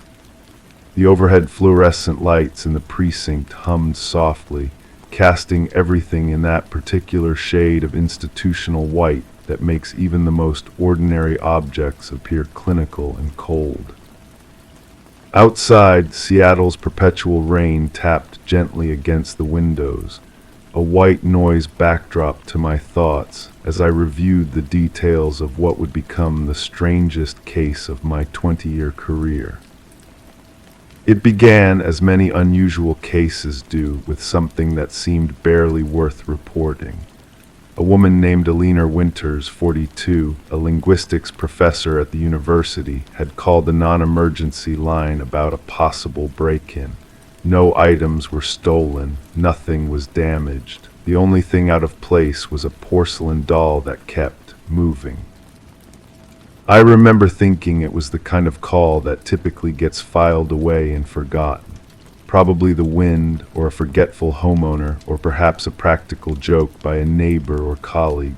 But something in Detective Lauren Rivera's initial report caught my attention. Subject appears rational, highly educated, and genuinely disturbed. No history of mental health issues. Reluctant to make the report for fear of ridicule. The rain intensified as I drove to Ms. Winters' craftsman-style home in Ravenna, an older tree-lined neighborhood where houses sit back from the street, partially obscured by mature rhododendrons and towering Douglas firs. The wipers created a hypnotic rhythm that matched my breathing. 1-2, inhale. 1-2, exhale. Ms. Winters opened her door before I had a chance to knock. A tall woman with prematurely silver hair pulled back in a neat bun, wearing a cardigan despite the warmth of the early September evening. Her hands trembled slightly as she invited me in, the only outward sign of her distress. "I know how this sounds," she said, her voice steady despite her shaking hands. "If I were you, I'd think I was experiencing a mental break or playing some kind of elaborate prank. But I assure you, Detective Carson, I am doing neither." The interior of her home was what you might expect from a university professor. Bookshelves lining every wall, a reading chair positioned near a bay window, papers neatly stacked on a writing desk, everything in its place. The space smelled of old books and Earl Grey tea. Nothing felt disturbed or out of order. "Tell me about the doll," I said, pulling out my worn leather notebook. Its familiar texture between my fingers was grounding, reassuring. Ms. Winters led me to her dining room table where a cardboard box sat. Inside, nestled in crumpled newspaper, was a porcelain doll about 15 inches tall. Victorian-era clothing, painted features with glass eyes that caught the light in a way that made them seem to follow you around the room. The kind of antique that some find charming and others find deeply unsettling. "It was left on my doorstep 12 days ago," she explained, carefully keeping her distance from the box. "No note, no packaging beyond this newspaper. I assumed it was delivered to the wrong address, but there was no name or return address." She didn't touch the doll as she continued. "I put it in this box, intending to donate it or dispose of it the next day. I left the box here on this table." The soft ticking of an antique wall clock punctuated the silence between her sentences. The next morning I found the doll in my study, seated on the windowsill. Her voice remained level, academic almost, as if she were delivering a lecture on an obscure linguistic phenomenon rather than describing something impossible. I assumed I must have moved it myself and forgotten, though that would be highly unusual for me. I returned it to the box. She took a sip from a mug of tea that had long gone cold. The following day it was in the kitchen, then my bedroom, then the bathroom. Each time I returned it to this box, and each time it appeared somewhere else by morning. I made notes in my book, the scratch of my pen against paper the only sound beside our breathing, and that ever-present ticking clock. "And you live alone?" I asked, though I'd already reviewed her file. "Yes, no pets, no cleaning service, no regular visitors. The doors and windows have remained locked. I've checked the security system logs. No one has entered or exited except for me." I nodded, maintaining a neutral expression. In my experience, there was always a rational explanation for these things. Always. "May I ask, gesturing to the doll. She nodded, taking an instinctive step back. I lifted the doll carefully, examining it with the detached curiosity I'd cultivated over years of investigating. The clothing was authentic vintage, not a reproduction. The porcelain had the fine crazing that comes with genuine age. The doll was heavy, substantial in my hands. Nothing about it seemed unusual beyond its antique nature and obvious craftsmanship. "Has anything else unusual happened?" I asked, returning the doll to its newspaper nest. Ms. Winters hesitated just long enough for me to notice. "Yes," she finally said. "Yesterday morning I found it sitting at my desk. It was holding something." From her pocket she withdrew a small piece of paper, folded precisely. She handed it to me with evident reluctance. I unfolded it carefully. A single sentence written in blue ink. "I know what you did on Briar Hill Road." "This appears to be your handwriting," I observed, keeping my tone casual. "It is," she confirmed, her voice barely above a whisper now. "That's my handwriting, detective, but I did not write that note." The clock ticked 7 times before she spoke again. "I have never been to Briar Hill Road. I had to look it up. It's near Spokane, on the other side of the state. I've never been to Spokane." I photographed the note and the doll, made arrangements to take both as evidence, promising Ms. Winters that we would investigate thoroughly. She seemed relieved to have the doll removed from her home, though something in her expression suggested she didn't believe this would be the end of it. Back at the precinct, I ran Ms. Winters' name through every database available. Her record was clean, not even a parking ticket. Her academic credentials were impeccable. No history of mental health issues, as the initial report had indicated. Nothing to suggest she was anything other than what she appeared to be, a respected professor troubled by inexplicable events. I turned my attention to Briar Hill Road.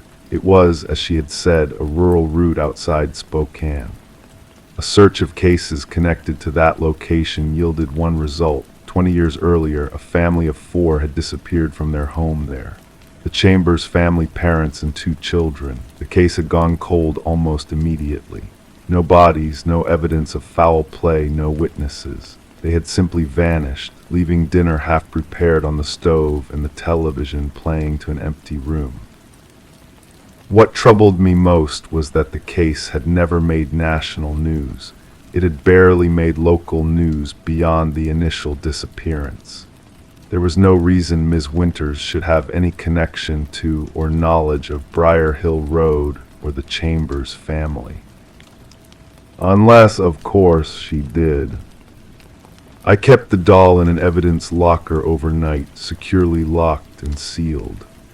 The next morning I found it sitting on my desk, eyes staring blankly at my chair, another note in its porcelain hand. My handwriting this time, words I knew I hadn't written. Ask her about the music box. I've been a detective long enough to know when something defies conventional explanation. But I'm also a methodical investigator who believes that every mystery has a solution rooted in reality, no matter how obscure or unexpected that reality might be. I returned to Ms. Winters' home that afternoon. She didn't seem surprised to see me again. "It moved, didn't it?" she asked quietly as she let me in. I nodded, deciding that transparency was the best approach. "Do you own a music box, Ms. Winters?" The color drained from her face. She led me wordlessly to her study, opened a drawer in her desk, and removed a small wooden box inlaid with mother of pearl. When she opened it, a gentle melody played Beethoven's F.R. Elise. "This belonged to my birth mother," she said softly. I was adopted as an infant. I never knew her. This is the only thing I have of hers. I looked at the bottom of the music box. A small label read, Chambers Musical Creations, Spokane, WA. Ms. Winters, I said carefully, are you familiar with the name Chambers, perhaps in connection with your birth family? She shook her head slowly, but there was a flicker of something in her eyes, not recognition exactly, but the shadow of a buried memory struggling to surface. I've never, she paused, her academic precision with language failing her. The adoption was closed. I was told my birth mother died in childbirth. I never pursued it further. I showed her the file I had brought with me, the basics of the Chambers' disappearance. As she read, her breathing became shallow, her hands trembling more visibly now. The daughter, she said finally, Emily Chambers, she would be my age now. We sat in silence as the implications settled around us like dust. But I'm Alina Winters, she insisted, though her voice held a note of uncertainty that hadn't been there before. I have memories of my childhood with my adoptive parents, school records, a life. I nodded, maintaining my calm exterior while my mind raced through possibilities. Records can be created, memories can be complex. The doll was never seen again after that day, but the investigation it triggered revealed a truth that had been buried for 2 decades. Alina Winters had indeed been born Emily Chambers. She had not disappeared with her family that night on Briar Hill Road. She had been removed from the home just hours before whatever fate befell her parents and brother. The couple who raised her were not traditional adoptive parents, but people connected to whatever had happened that night. They had created a new identity for her, perhaps out of genuine affection, perhaps out of guilt. They had given her a life of stability and education, keeping her separated from a past too terrible to remember. We never did discover exactly what happened to the rest of the Chambers family. That mystery remains unsolved, but sometimes when I pass antique shops with dolls in the window, I find myself thinking about how truth can find its way back into the light, how some secrets refuse to stay buried, even when logic and reason insist they should. The doll that moved itself, the case that moved me, and the woman whose past finally found her, delivered in porcelain and glass, dressed in clothes from another time, bearing messages written in her own hand from a self she had never known existed. Story 9. I still remember the first time I set foot in the Blackwood house.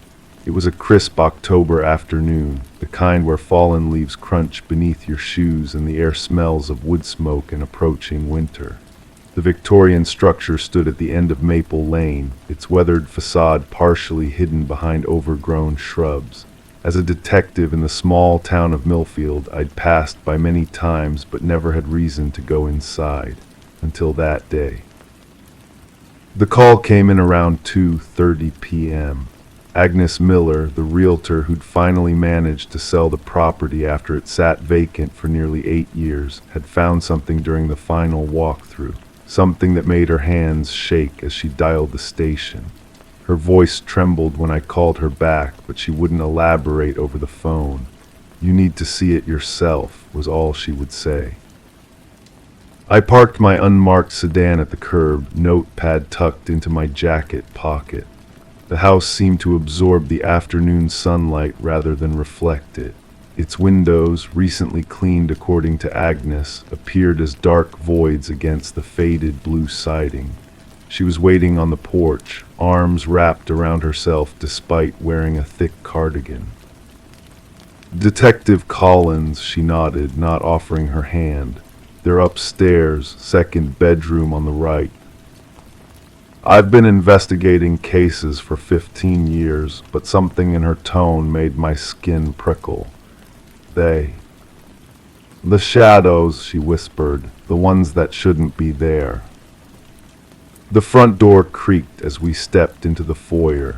The interior smelled of fresh paint and wood polish, signs of the recent renovation work. Agnes had mentioned the new owners, a young couple from the city, had been thrilled to snag the property for such a reasonable price. They'd spent weekends driving up to paint and repair, planning to move in permanently next month.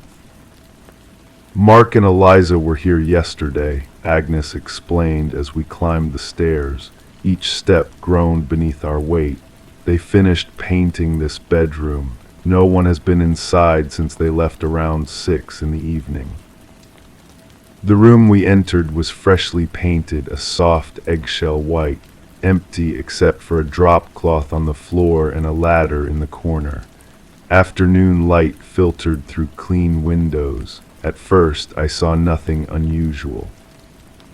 Then Agnes pointed to the wall opposite the windows. Shadows, not the kind cast by furniture or trees outside the window. These were distinct silhouettes on the pristine wall, human figures, frozen in poses that suggested movement. A tall form that appeared to be reaching toward a smaller one. What looked like a child sitting cross-legged in the corner.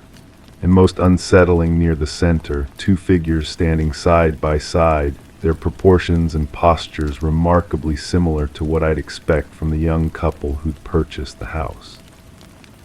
I approached slowly, the floorboards whispering beneath my feet.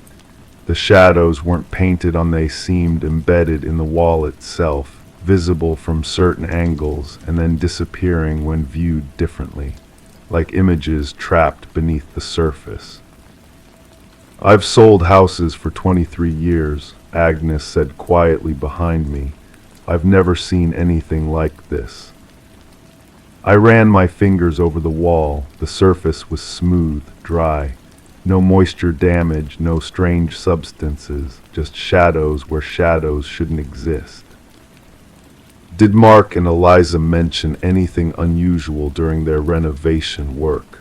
I asked, withdrawing my hand. Agnes shook her head. "Just the usual quirks of an old house, odd creaks, cold spots. They thought it had character." I made notes, took photographs, though I doubted they would capture what I was seeing. The shadows seemed to shift subtly when viewed through my phone screen, becoming less distinct, like how a camera never quite captures the depth of a sunset. "Have there been any other incidents in this house? Previous owners reporting anything strange?" Agnes hesitated. "Nothing documented, but this house has never kept owners for long. The Richardsons stayed the longest, almost 3 years before they suddenly moved out. No explanation given." I continued my examination of the room, checking the closet, the electrical outlets, the ceiling. Nothing explained what we were seeing. As the afternoon light began to fade, I noticed something else. New shadows were appearing on the adjacent wall, fainter but unmistakable. A figure that appeared to be taking notes. My own silhouette, somehow captured on the wall I wasn't facing. "I need to speak with the previous owners," I said, trying to keep my voice steady. "And I want the historical records for this property." Over the next few weeks, I pieced together the history of the Blackwood house. Built in 1892 by Jonathan Blackwood, a photographer who had experimented with early techniques for capturing images. His obituary mentioned a revolutionary method he was developing before his death, something about preserving shadows permanently. Most dismissed it as the eccentricity of an aging artist. The house changed hands a dozen times over the decades. I tracked down 6 former residents. All described similar experiences, shadows appearing on freshly painted walls, strange silhouettes glimpsed from the corner of the eye, the unsettling sensation of watching themselves move through rooms they just left. Mark and Eliza never moved in. They backed out of the sale after seeing the shadows themselves, forfeiting their deposit rather than spend another day in the house. I couldn't blame them. The case remains officially unsolved. I filed my report with terms like unusual light phenomena and possible photosensitive residue in wall materials, terms that would satisfy my superiors without requiring further action. The house sits empty again, a for sale sign swaying in the front yard. But sometimes, on quiet evenings when I drive past the Blackwood house, I swear I can see silhouettes moving behind the curtainless windows. Figures that pause when I slow down, as if aware they're being observed, and one always in the upstairs bedroom window that raises its hand in a gesture that might be a wave or a warning. I don't stop anymore. I don't take that route when I can avoid it. Because the last time I drove by at dusk, I saw a figure in that window that matched my own outline perfectly, standing still, watching, as if waiting for me to return, as if it had captured something of me during my investigation, some essence that now lives in that house, trapped in layers of paint and plaster, among all the other shadows that shouldn't exist. And sometimes, when I turn quickly in my own home, I catch a glimpse of movement on my walls, a flicker of something that disappears when I look directly at it, something that follows me, patient and persistent, like a shadow without a source. Something that watches and waits and remembers. Story 10. In the attic, beneath a worn blanket, they discovered a porcelain doll with wide, unblinking blue eyes. Sarah and Michael, a young couple drawn to the Victorian house's allure, initially dismissed the doll as just another forgotten relic. However, that night, an unsettling heaviness lingered in the air as they retired to bed. The next morning, the doll was no longer in the attic. It now sat ominously at the foot of their bed. Detective Rachel Winters was summoned on a crisp autumn morning to investigate a chilling scene in the house. The female victim, found in the master bedroom, was posed in a grotesque manner, eyes frozen in terror. Nearby, the male victim appeared to have been attempting to flee. The lack of forced entry or struggle puzzled the detective. As the investigation unfolded, eerie accounts from neighbors surfaced. Whispers of shadows and ghostly laughter added layers of unease to the already perplexing case. Forensic analysis revealed traces of vintage materials associated with antique dolls, hinting at a sinister connection.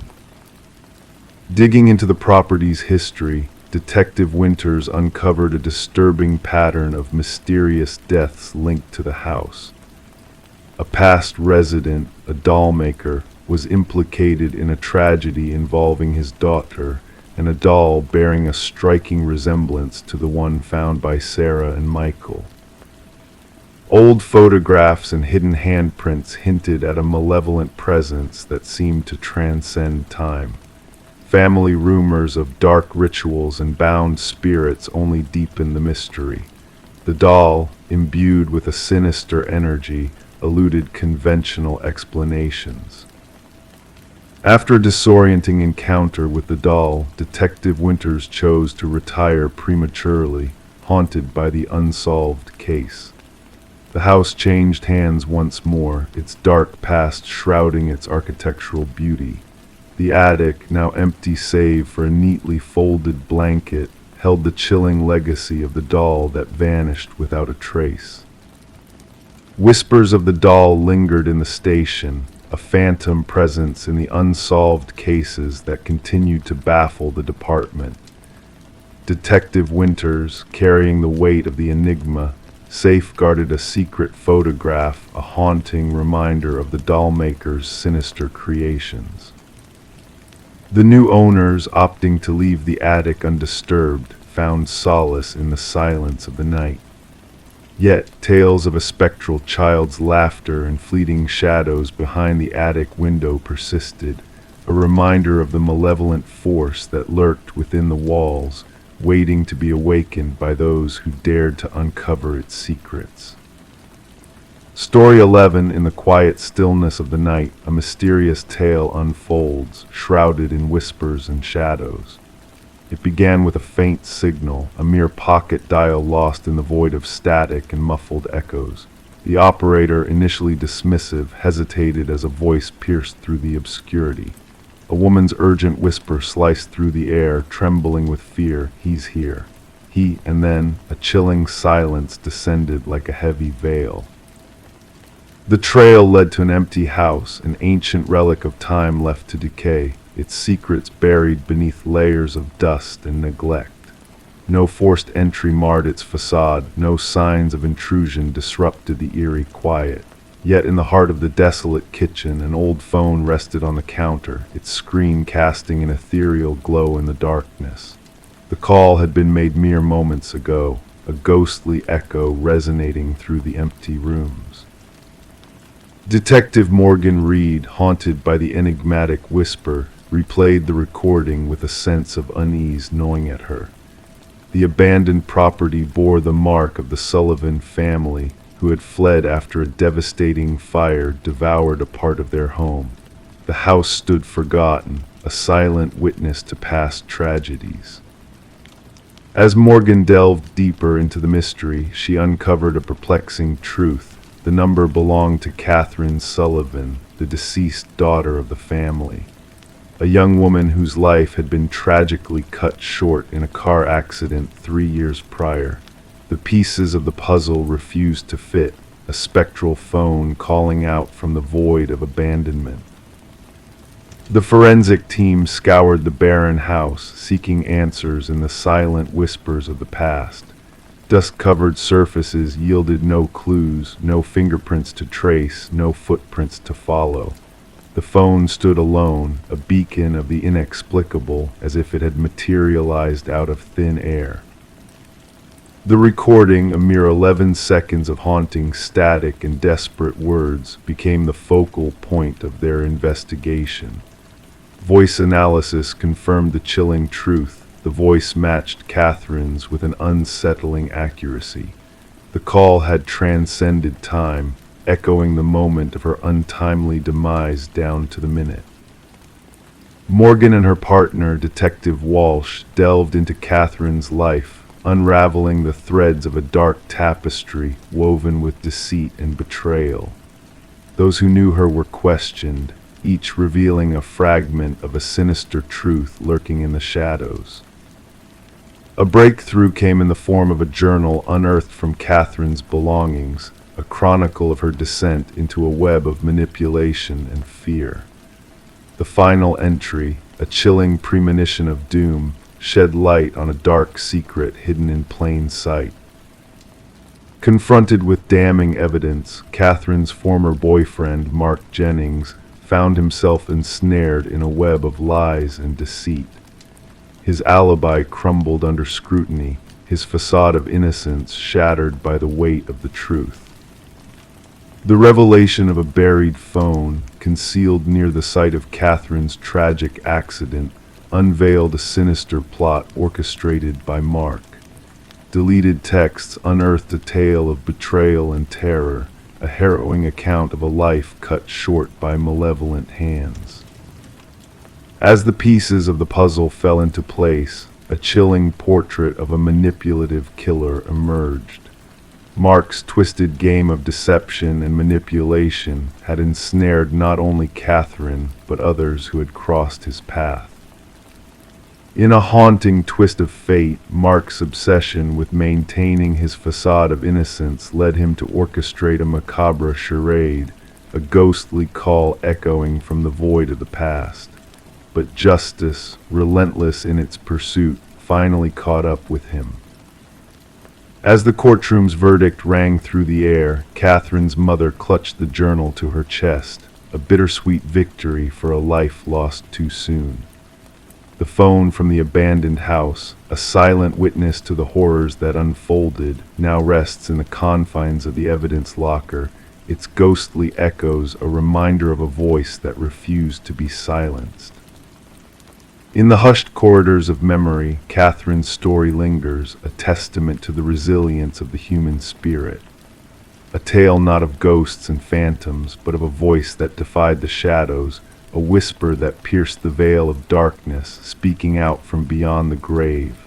And in the quiet of the night, as the world drifts into slumber, her voice echoes, a gentle lullaby of remembrance and justice served. Story 12, The Nursery's Whisper. She desired to give the nursery a fresh coat of paint before the little one arrived. The walls had worn a soft blue hue, a color that whispered of bygone tales hidden within its layers. As she applied the first strokes of white paint, a secret began to emerge, faint letters, barely discernible at first, then gradually sharpening into clarity. A message etched beneath the surface. Don't let it hear you, her breath hitched in her throat. Stepping back, she noticed something peculiar, tiny handprints imprinted in the fresh paint, positioned too high on the wall for any child to have reached. This discovery within the nursery of the Morgan residence marked the genesis of what would later be known as the Whispering House case. The young couple had acquired the Victorian-style home just months prior, lured by an unbelievably low price. The real estate agent had casually mentioned minor cosmetic issues, conveniently omitting the property's shadowed past. Detective Sarah Klein arrived at the doorstep, notebook clasped in her hand. A woman answered, her pregnant belly a prominent swell beneath her paint-splattered overalls. Dark circles rimmed her eyes, a testament to sleepless nights. The detective observed the woman's trembling hands as she recounted finding the cryptic message and the ghostly handprints. The previous owners vanished abruptly, the woman divulged. The neighbors claimed they departed in the dead of night. No moving truck, just essential items hastily packed into their car. Detective Klein traversed the historic home, her footsteps echoing against aged floorboards. Standing in the nursery, she scrutinized the half-finished wall. The message still lingered beneath where the fresh paint had been abandoned. Adjacent to it, 5 small handprints pressed into the wet paint, positioned at the height of an adult's shoulder. Back at the precinct, Detective Klein delved into records pertaining to the property. The house had changed ownership 8 times in 30 years, a notably high turnover rate. Each family had resided there for less than 2 years. Even more unsettling were the child welfare reports linked to 3 of those families. Children recounting, whispers emanating from the walls, and phantom eyes watching them slumber. The detective delved deeper, unearthing construction records and historical archives. The house had once been the domain of Eleanor Blackwood, a wealthy widow devoid of offspring, who had operated a small orphanage on the premises during the early industrial era. Newspaper clippings referenced 5 children who had vanished from her care.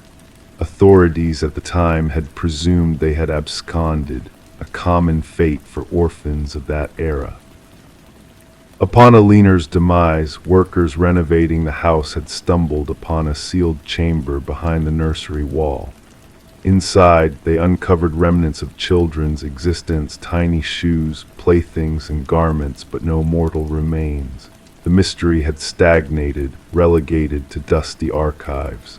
Detective Klein interviewed former inhabitants, piecing together a chilling narrative. Each family with children had reported eerie incidents, playthings mysteriously rearranged overnight, childish laughter reverberating through empty corridors, and crayon drawings materializing on walls. Most had dismissed these occurrences as figments of imagination until the writing surfaced. The message varied slightly in each account. Don't let them find you. Don't make a sound. Don't let it hear you. Yet the handwriting remained consistent, surfacing only during nursery repaints. A forensic linguist analyzed snapshots of the writing and concluded it matched Eleanor Blackwood's journal entries. More disturbing were the handprints uniform in size and placement over decades, despite different children inhabiting the home. The investigation took a macabre turn when the detective persuaded the current owners to permit ground-penetrating radar in the basement. The technician identified anomalies in the readings: 5 distinct shapes beneath the concrete floor, each resembling a child's stature. Workers tore through the concrete, unveiling a grisly revelation: 5 sets of diminutive remains arranged in a circular formation. Forensic analysis revealed that the children had perished during Aliner's tenure in the house. Each child bore a pendant engraved with their name, the 5 orphans who had allegedly fled. The detective ordered the nursery to be doused in luminol.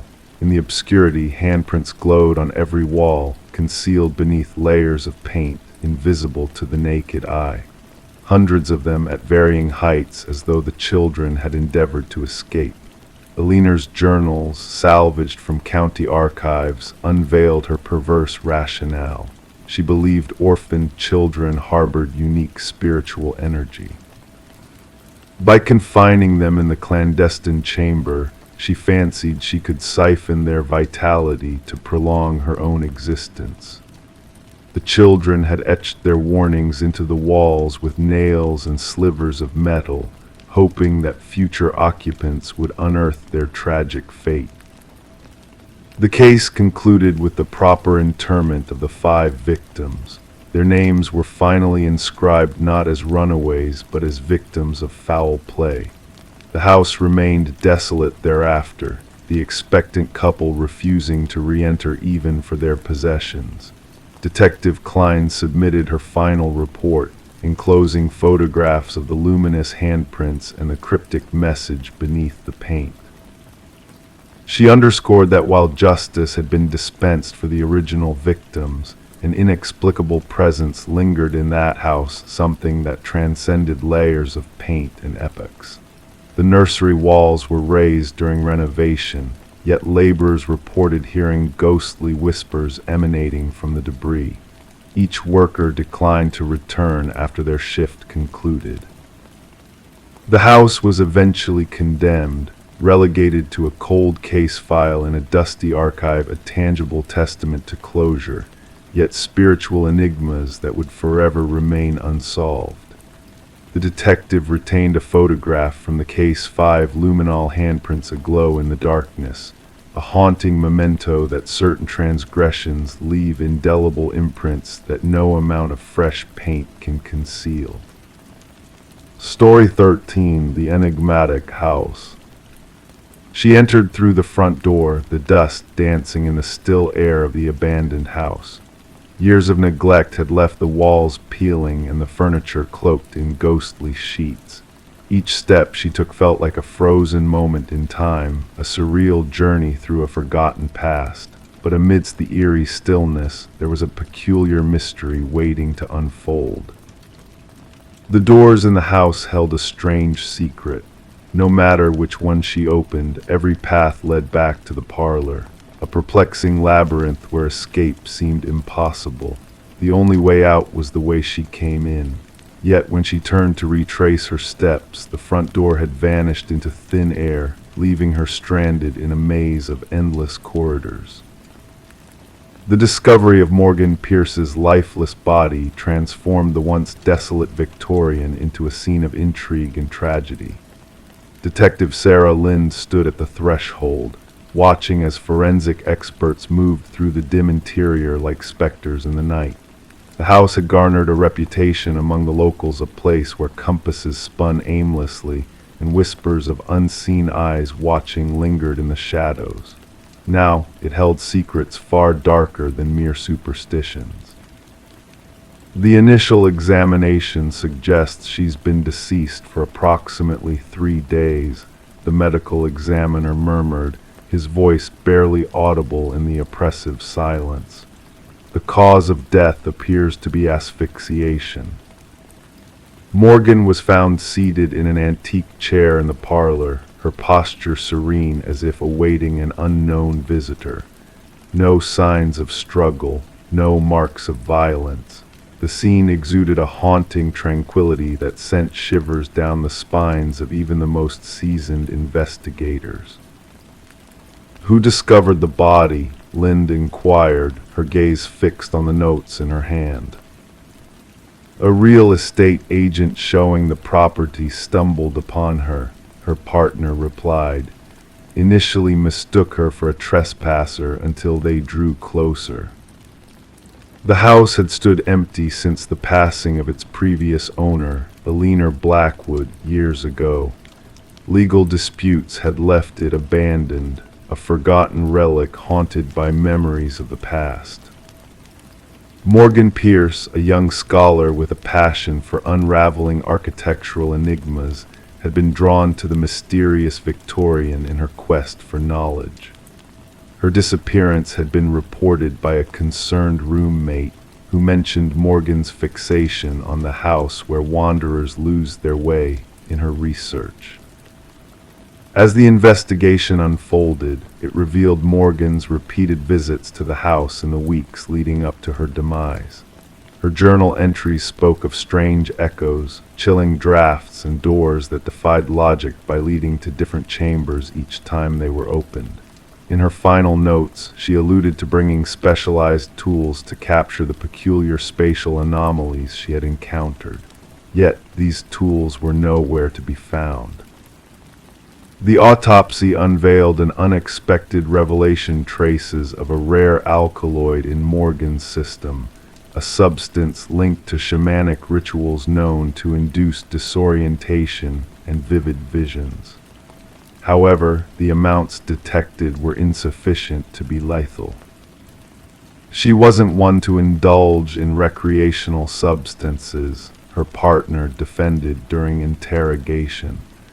Morgan was meticulous in her approach to research. She wouldn't have jeopardized her clarity intentionally. Digital traces recovered from Morgan's phone unveiled cryptic conversations with an unknown correspondent who shared her fascination with the enigmatic house. The exchanges grew increasingly intimate and enigmatic, hinting at a deeper connection to the mysteries lurking within the Victorian walls. The trail led the detectives to Adam Reeves, an expert in architectural history who had engaged in discussions with Morgan regarding the peculiarities of the house. Reeves professed a genuine sorrow at her passing, shedding light on the house's history of optical illusions and deceptive layouts designed to disorient visitors.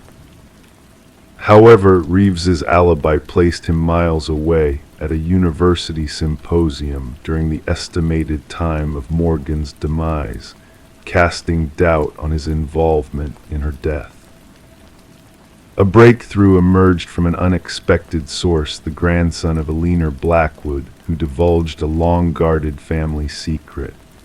"My grandmother wasn't the sole Blackwood to meet their end in that house," he revealed. "There were others, always discovered in the parlor, always in a state of peaceful repose. The family termed it the claiming." Ancient journals provided by the grandson chronicled a series of deaths attributed to what the family cryptically referred to as the influence. Individuals who spent prolonged periods within the house eventually succumbed to a mysterious force that defied conventional reasoning. A secondary sweep of the property unearthed a concealed chamber behind the parlor hearth. Inside lay Morgan's missing equipment alongside a collection of artifacts from diverse indigenous cultures, arranged in a ritualistic formation. At the heart of the assemblage sat a weathered figurine embodying a deity associated with liminal realms, the thresholds between worlds. Subsequent analysis linked the substances on the artifacts to the alkaloid found in Morgan's system, hinting at a connection to her demise. The case took a chilling turn when forensic examinations of the house uncovered foreign fingerprints on doorknobs, indicating a presence beyond Morgan during her final moments. Weeks into the inquiry, Adam Reeves was discovered lifeless in his residence, mirroring Morgan's posture with the same alkaloid in his system. Clutched in his hand was a key that unlocked the hidden compartment within the Victorian, a key that had no match within his own dwelling. In his final testament, preserved in an email addressed to himself, Reeves inscribed, "The house doesn't confine you physically, it ensnares your perception." Morgan understood the doors lead to the same destination, yet a deceptive force convinces you otherwise. Once the truth dawns upon you, escape becomes feasible, but by then, the allure of the house has consumed you. The case lingered open, catalogued as suspicious fatalities under scrutiny. The Victorian was decreed off-limits, guarded by authorities to deter curious intruders. Yet whispers persisted of spectral lights flickering within its confines on certain moonlit nights, and of visitors who ventured in but never emerged. Some locals whispered that the house claimed those who delved too deeply into its secrets. Others speculated that Morgan and Reeves had unearthed an ancient power that transcended the boundaries of ordinary reality, a force existing within the ethereal spaces between worlds.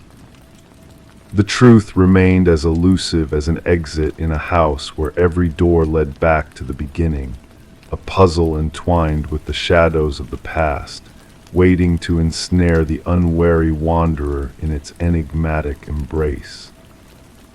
Story 14. The motel stood in silence, its faded facade hinting at stories untold. Guests came and went, seeking only a temporary respite in its worn rooms. One night a traveler arrived, greeted by the weary clerk who handed her the key with a cryptic warning. "Just avoid the last door on the left," he murmured, his eyes holding a secret she couldn't decipher. Intrigued, she accepted the key, her curiosity piqued. As darkness cloaked the hallway in a hushed embrace, she wandered towards her room, guided by the flickering lights above. The air grew chilly as she neared the fateful door. The handle sent shivers through her fingertips, and as she listened closely, a faint breath whispered from the other side. The door appeared ordinary, yet behind it lurked a presence she couldn't ignore. Detective Morgan Reed stepped into the scene, the yellow tape a barrier between her and the unknown. The room exhaled a metallic tang, a scent of blood that painted the air. Amidst the pristine bathroom and untouched bed, a young woman lay motionless on the floor, her gaze fixed on eternity. Reed knelt beside her, absorbing the silent tragedy that befell another victim. The forensic technician's voice echoed with detached solemnity, detailing the grim familiarity of the crime. Reed absorbed the details, piecing together a puzzle of violence and intention. The victim's elegance clashed with the squalor of the setting, a stark reminder of the darkness that crept unnoticed in forgotten corners. Back at the station, Reed delved into the case, each photograph on the board a testament to lives cut short. The pattern emerged, a thread connecting the victims in a web of tragedy. The press buzzed with speculation, the community gripped by fear of a predator lurking in plain sight. Autopsy results revealed the methodical cruelty of the killer, leaving Reed to unravel the twisted motives behind the facade of normalcy. Days blurred into nights as the investigation deepened, revealing secrets that lurked beneath the surface of ordinary lives. A breakthrough came in a whispered confession, a hint of a forbidden affair that led Reed down a path of deceit and betrayal. Charles Emerson's polished exterior cracked under the weight of evidence, his carefully constructed world crumbling around him. In the courtroom, justice cast its unforgiving gaze on Emerson, his mask of indifference failing to shield the emptiness within. Reed watched as the truth unfolded, a chapter closed but never truly forgotten. The door on the left case echoed through time, a cautionary tale of the darkness that dwells within the shadows. And as Reed walked down hotel corridors, the ghosts of the past whispered their secrets, reminding her that some doors once opened reveal a darkness that can never be erased. In the evidence locker, the keys to forgotten rooms lay still, silent witnesses to the horrors that lurked behind the last door on the left. Story 15. The tale began innocently enough, with Michael and Sarah Klein stepping into their new Victorian-era house with visions of peaceful days ahead. The old residence exuded charm, its high ceilings and ornate woodwork whispering stories of a bygone era. Little did they know, the walls held secrets waiting to be unveiled. It all started with a simple water stain in the master bedroom, a yellowish blemish seeping through the floral wallpaper.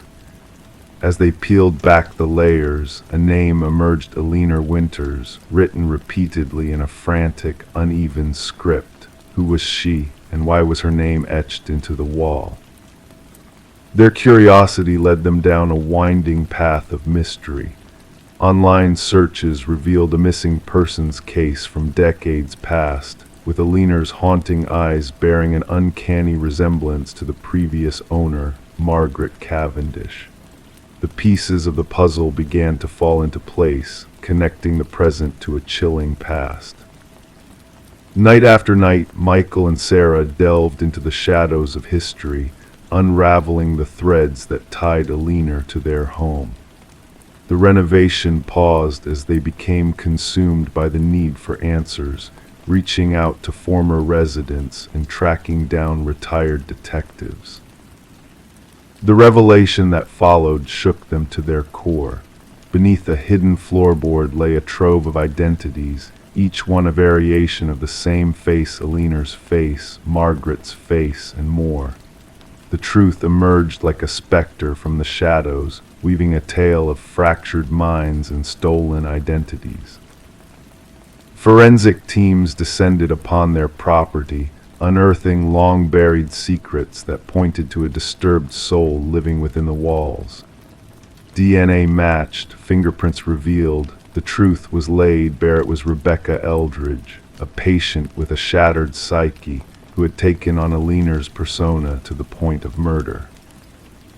As the investigation unfolded, the walls themselves seemed to whisper of the horrors that had unfolded within their midst. The name Alina Winters, etched into every inch, became a testament to a fractured mind desperately clinging to reality. And so, as the sun set on their once idyllic home, Michael and Sarah watched in silence as the final chapter of a dark saga played out before them. Justice, though delayed, finally came for Alina Winters, while their dream house transformed into a haunting reminder of the secrets that dwell within the walls. The house where the past bled into the present, where identities merged and fractured, became a footnote in the annals of true crime, a place where the echoes of a tragic tale lingered in the stillness of the night, inviting whispers of a story long forgotten. Story 16, The Forgotten Box, lay hidden beneath layers of clutter in the attic, a time-worn relic left behind by the house's previous occupants. Among its contents were faded Polaroids capturing ordinary moments of joy and togetherness: birthdays, family gatherings, snapshots of a life once lived. But as she sifted through the images, her gaze was drawn to one photo in particular, the final piece in the puzzle. It depicted her own living room, familiar yet unsettlingly different, occupied by a family she did not recognize. And there, lurking in the shadows behind them, a figure stood watching, a silent observer from a past unknown. Rebecca felt a shiver run down her spine as she studied the photograph, her fingers trembling ever so slightly as she held it. The family in the picture smiling, oblivious to the danger that loomed just beyond their joyous facade, seemed frozen in time, trapped in a moment of blissful ignorance. Descending the creaking wooden stairs, she carried the photo to the harsh light of the kitchen, where the stark reality of the uncanny resemblance between her home and these strangers' dwelling became undeniable. Enter Detective Morgan, a seasoned investigator with a weathered leather jacket and eyes that missed nothing. With a methodical air, he examined the photo, probing for clues that might unravel the mystery at hand. Questions lingered in the air as he inquired about the previous owners, the Nelsons, and their abrupt departure, leaving behind a trail of unanswered queries. The investigation unfolded quietly, tracing back through the history of the house's occupants, each family vanishing without a trace after exactly 1 year of residence. The enigmatic Sutherlands, the missing link in a chain of disappearances, led the detectives down a dark path of secrets buried beneath the foundation of the house. Forensic analysis shed light on the eerie Polaroid, revealing hidden details of the spectral figure in the hallway, a tall, shadowy presence that defied explanation. As the past unraveled, a chilling pattern emerged, linking the enigmatic figure to the house's dark history and the architect Samuel Whitfield, whose mysterious demise cast a shadow over the property. Beneath the concrete floor of the basement, a macabre discovery awaited the preserved remains of the missing families, frozen in time like relics of a forgotten era. Among their possessions lay a camera, a sinister tool that had captured the innocence of unsuspecting families before their untimely disappearance. As the investigation deepened, a hidden crawlspace in the attic revealed a chilling truth, a journal filled with meticulous observations, a sinister plan unfolding with each passing day. Rebecca, now a pawn in a deadly game, sought refuge under police protection, haunted by the ominous presence that lurked in the shadows. The house, once a haven of secrets, now stood empty, its windows dark as the night closed in on its silent walls.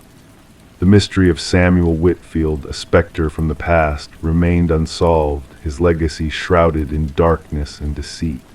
And in the stillness of the night, a Polaroid camera whirred to life, capturing new faces, new homes, new victims in its unending cycle of terror. The truth lay buried beneath the layers of time, waiting to be unearthed by those brave enough to seek it. But beware, for the watchers in the shadows never sleep, their gaze fixed on those who dare to unravel the mysteries of the man in the photograph.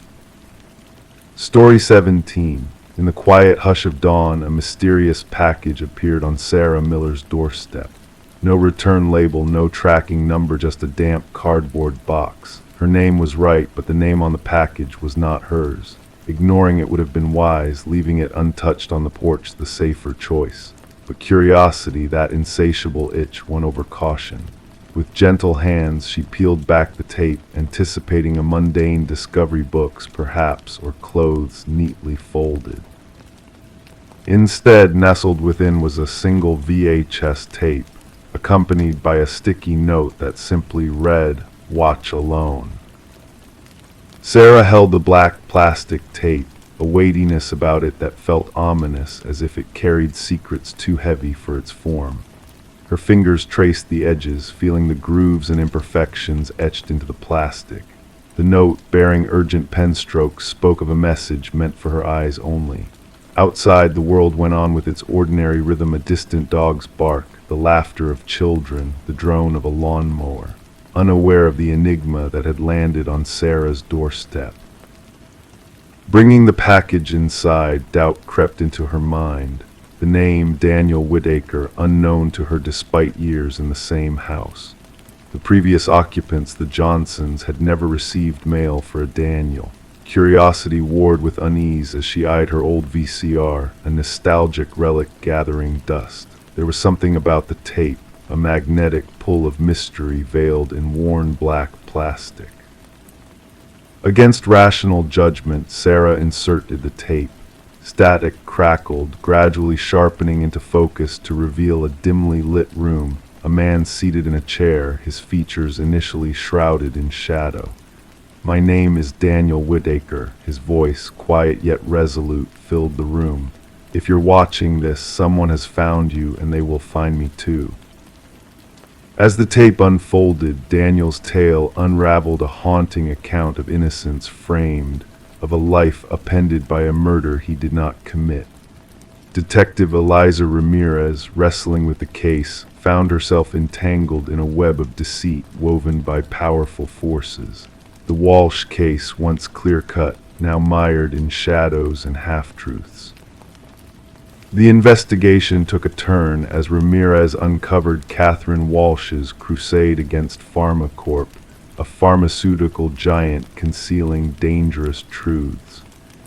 The pieces began to align, revealing a sinister plot to silence a whistleblower, to fabricate guilt and erase innocence.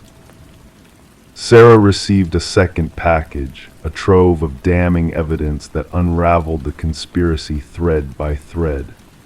With Ramirez's guidance, they decoded Whitaker's breadcrumb trail, exposing the machinations of those who sought to bury the truth.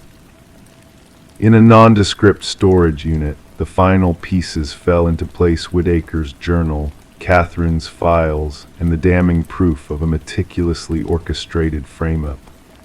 Justice, elusive yet inevitable, arrived not with a bang, but with the quiet certainty of truth unveiled.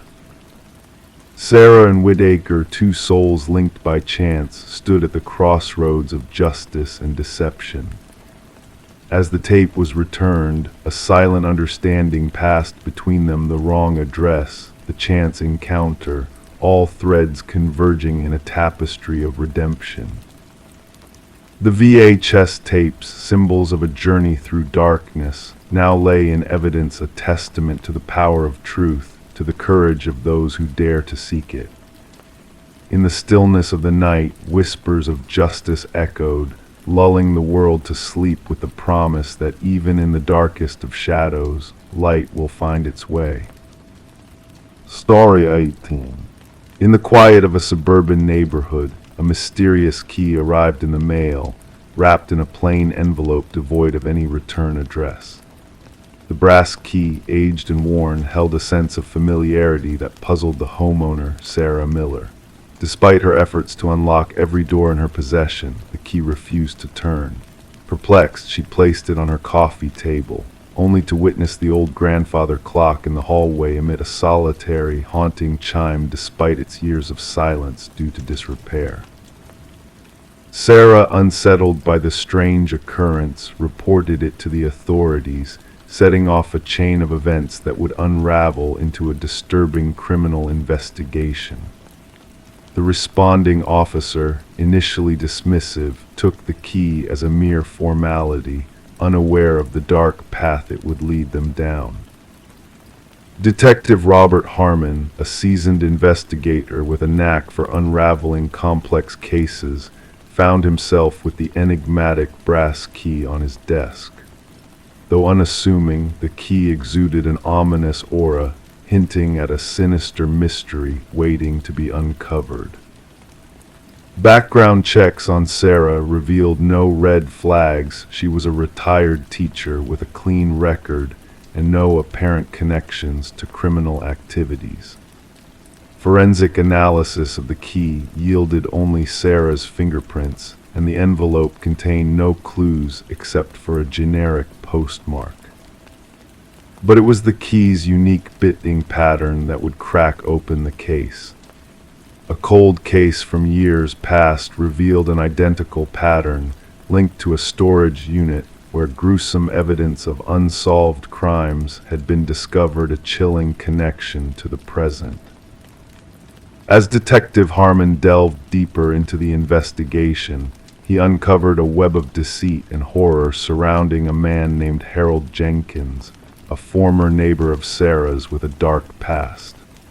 Jenkins, a reclusive figure with a history of unexplained gaps in his employment and frequent relocations, seemed to have left a trail of sinister secrets in his wake.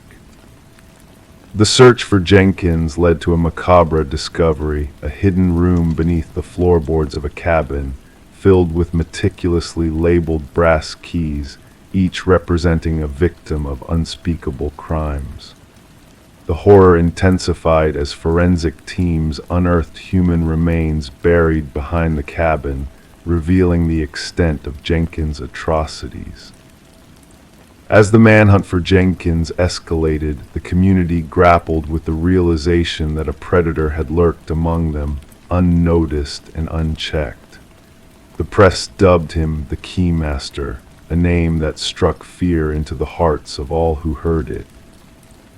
The hunt for Jenkins culminated in a dramatic showdown, culminating in his tragic demise. His journal, found at the scene, contained chilling confessions and a final message addressed to Sarah, a haunting reminder of the darkness that had touched her life. The investigation ultimately uncovered 32 victims, bringing closure to families who had long awaited answers. Sarah, forever changed by the ordeal, never returned to her home, haunted by the knowledge of how close she had come to unimaginable evil. The grandfather clock, once a symbol of normalcy, was revealed to have been a tool of surveillance, a stark reminder of how predators can hide in plain sight. The case stands as a chilling reminder of the depths of human depravity and the importance of remaining vigilant against the darkness that may lurk just beyond the facade of everyday life. Story 19. The old library faced its fate of demolition, the workers nearing completion of their task when a serendipitous stumble revealed a concealed latch nestled within a bookshelf. With a gentle click, the entire structure swung open, unveiling a narrow passageway that led to a hidden chamber. The air within was heavy, untouched by human hands for decades. Devoid of furniture, save for a solitary chair bolted to the floor, the room exuded an eerie stillness. And etched repeatedly on the wall, a haunting message echoed, "I am still here." The construction foreman swiftly contacted the authorities, setting in motion a chain of events that would unravel a mystery darker than anyone could have anticipated. Detective Morgan Walsh, a seasoned investigator with 2 decades of experience, found himself confronted with a scene unlike any he had encountered before. Standing at the threshold, his flashlight pierced the shadows, casting a stark light on the chilling words that adorned the walls. "Secure the scene," Walsh commanded the officers, his voice resonating in the confined space. "No one disturbs a thing until forensics arrives." The history of the building added a layer of intrigue to the unfolding narrative. The library had once belonged to the esteemed Harrington family, who had generously bequeathed the structure to the public following the mysterious disappearance of their daughter, Rebecca. Vanishing during her final year of college, leaving behind no trace except her abandoned car near the woods, Rebecca's case had long remained a cold enigma. Despite extensive searches and investigations, the truth of her fate eluded all but her grieving family, who staunchly rejected the notion of her voluntary departure. As forensic experts meticulously combed through the hidden chamber, they unearthed hair and fiber samples embedded in the aged chair. The scratches on the walls harbored minute traces of blood and skin cells beneath layers of dust, hinting at a tumultuous struggle endured by an unseen captive. The chair was clearly intended for restraint, the forensic analyst remarked, gesturing towards the weathered leather straps and bolt holes. Whoever was held here fought fiercely against their confinement. Walsh, sensing the tendrils of a sinister past entwining with the present, delved deeper into the Harrington family's lineage. The timing of the library's donation after Rebecca's disappearance struck a dissonant chord in his investigative instincts. hinting at a connection that begged exploration. Further digging unearthed a disturbing revelation: the contractor responsible for the bookshelf's installation had close ties to Maxwell Harrington, Rebecca's uncle and the patriarch of the family. Financial records hinted at clandestine dealings that far exceeded standard renovation expenses, shrouded in a veil of secrecy. Former library staff, interviewed in the wake of the discovery, expressed shock at the hidden room's existence. None had been privy to its presence, save for an elderly librarian who recalled Maxwell's peculiar attachment to that secluded section of the building. His insistence on preserving the area untouched during renovations had raised no suspicions at the time, dismissed as a quirk of a dedicated bibliophile. The turning point arrived when DNA analysis conclusively linked the biological remnants from the hidden room to samples derived from Rebecca's personal effects. The grim reality emerged: Rebecca had not fled, but had been imprisoned behind the very bookshelf that concealed her secret tomb, possibly by a member of her own kin. Armed with a warrant, detectives combed through the Harrington estate, unearthing a leather-bound journal hidden within a concealed compartment of Maxwell's study. The journal chronicled a disturbing obsession with his niece, culminating in a chilling entry that laid bare his malevolent intentions. "She threatened to expose everything. I could not allow that," Maxwell confessed, his voice devoid of remorse. "The room was meant to confine her until she understood." The dark truth emerged with stark clarity: Rebecca's visit to the library had been a fatal trap, orchestrated by her own uncle. In a moment of desperation, she had attempted to break free, sealing her tragic fate at the hands of a man consumed by greed and malice. Maxwell's calculated confession unveiled a harrowing tale of betrayal and murder, painting a portrait of a family torn asunder by secrets buried beneath the floorboards of a hidden chamber. As excavations revealed Rebecca's skeletal remains, clad in the silver bracelet gifted to her on her 20th birthday, the Harrington family bore witness to the reckoning long overdue. The library, once slated for destruction, now stood as a somber monument to a life extinguished too soon. Community members, moved by the tragedy that had lurked in their midst, adorned the entrance with flowers, a silent tribute to a soul lost to darkness. In a cruel twist of fate, it was Rebecca's enduring plea, "I am still here," etched into the walls with fading hope, that ensured her memory would endure, casting a long shadow over the legacy of those who had consigned her to oblivion. And as justice finally found its mark, the truth emerged from the shadows, a bittersweet vindication for a soul denied peace for far too long. Story 20. The new residents saw it as an oddity: the crackling of the old intercom late at night, a relic of the past, revamped but abandoned in memory.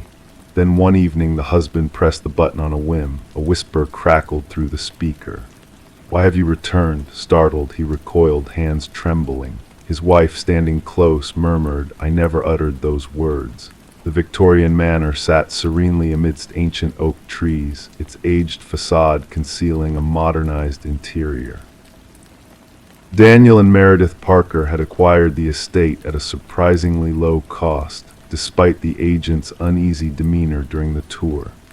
The intercom system, a vintage charm connecting all rooms, had captivated the history-loving couple. Detective Sarah Reeves arrived at the property, gravel under her tires as she pulled up in her unmarked car. The call had hinted at a possible break-in, but a depth in the dispatcher's voice hinted at a more intricate tale. Daniel Parker, tall and pale, met her at the door, his unease palpable even in the dim light.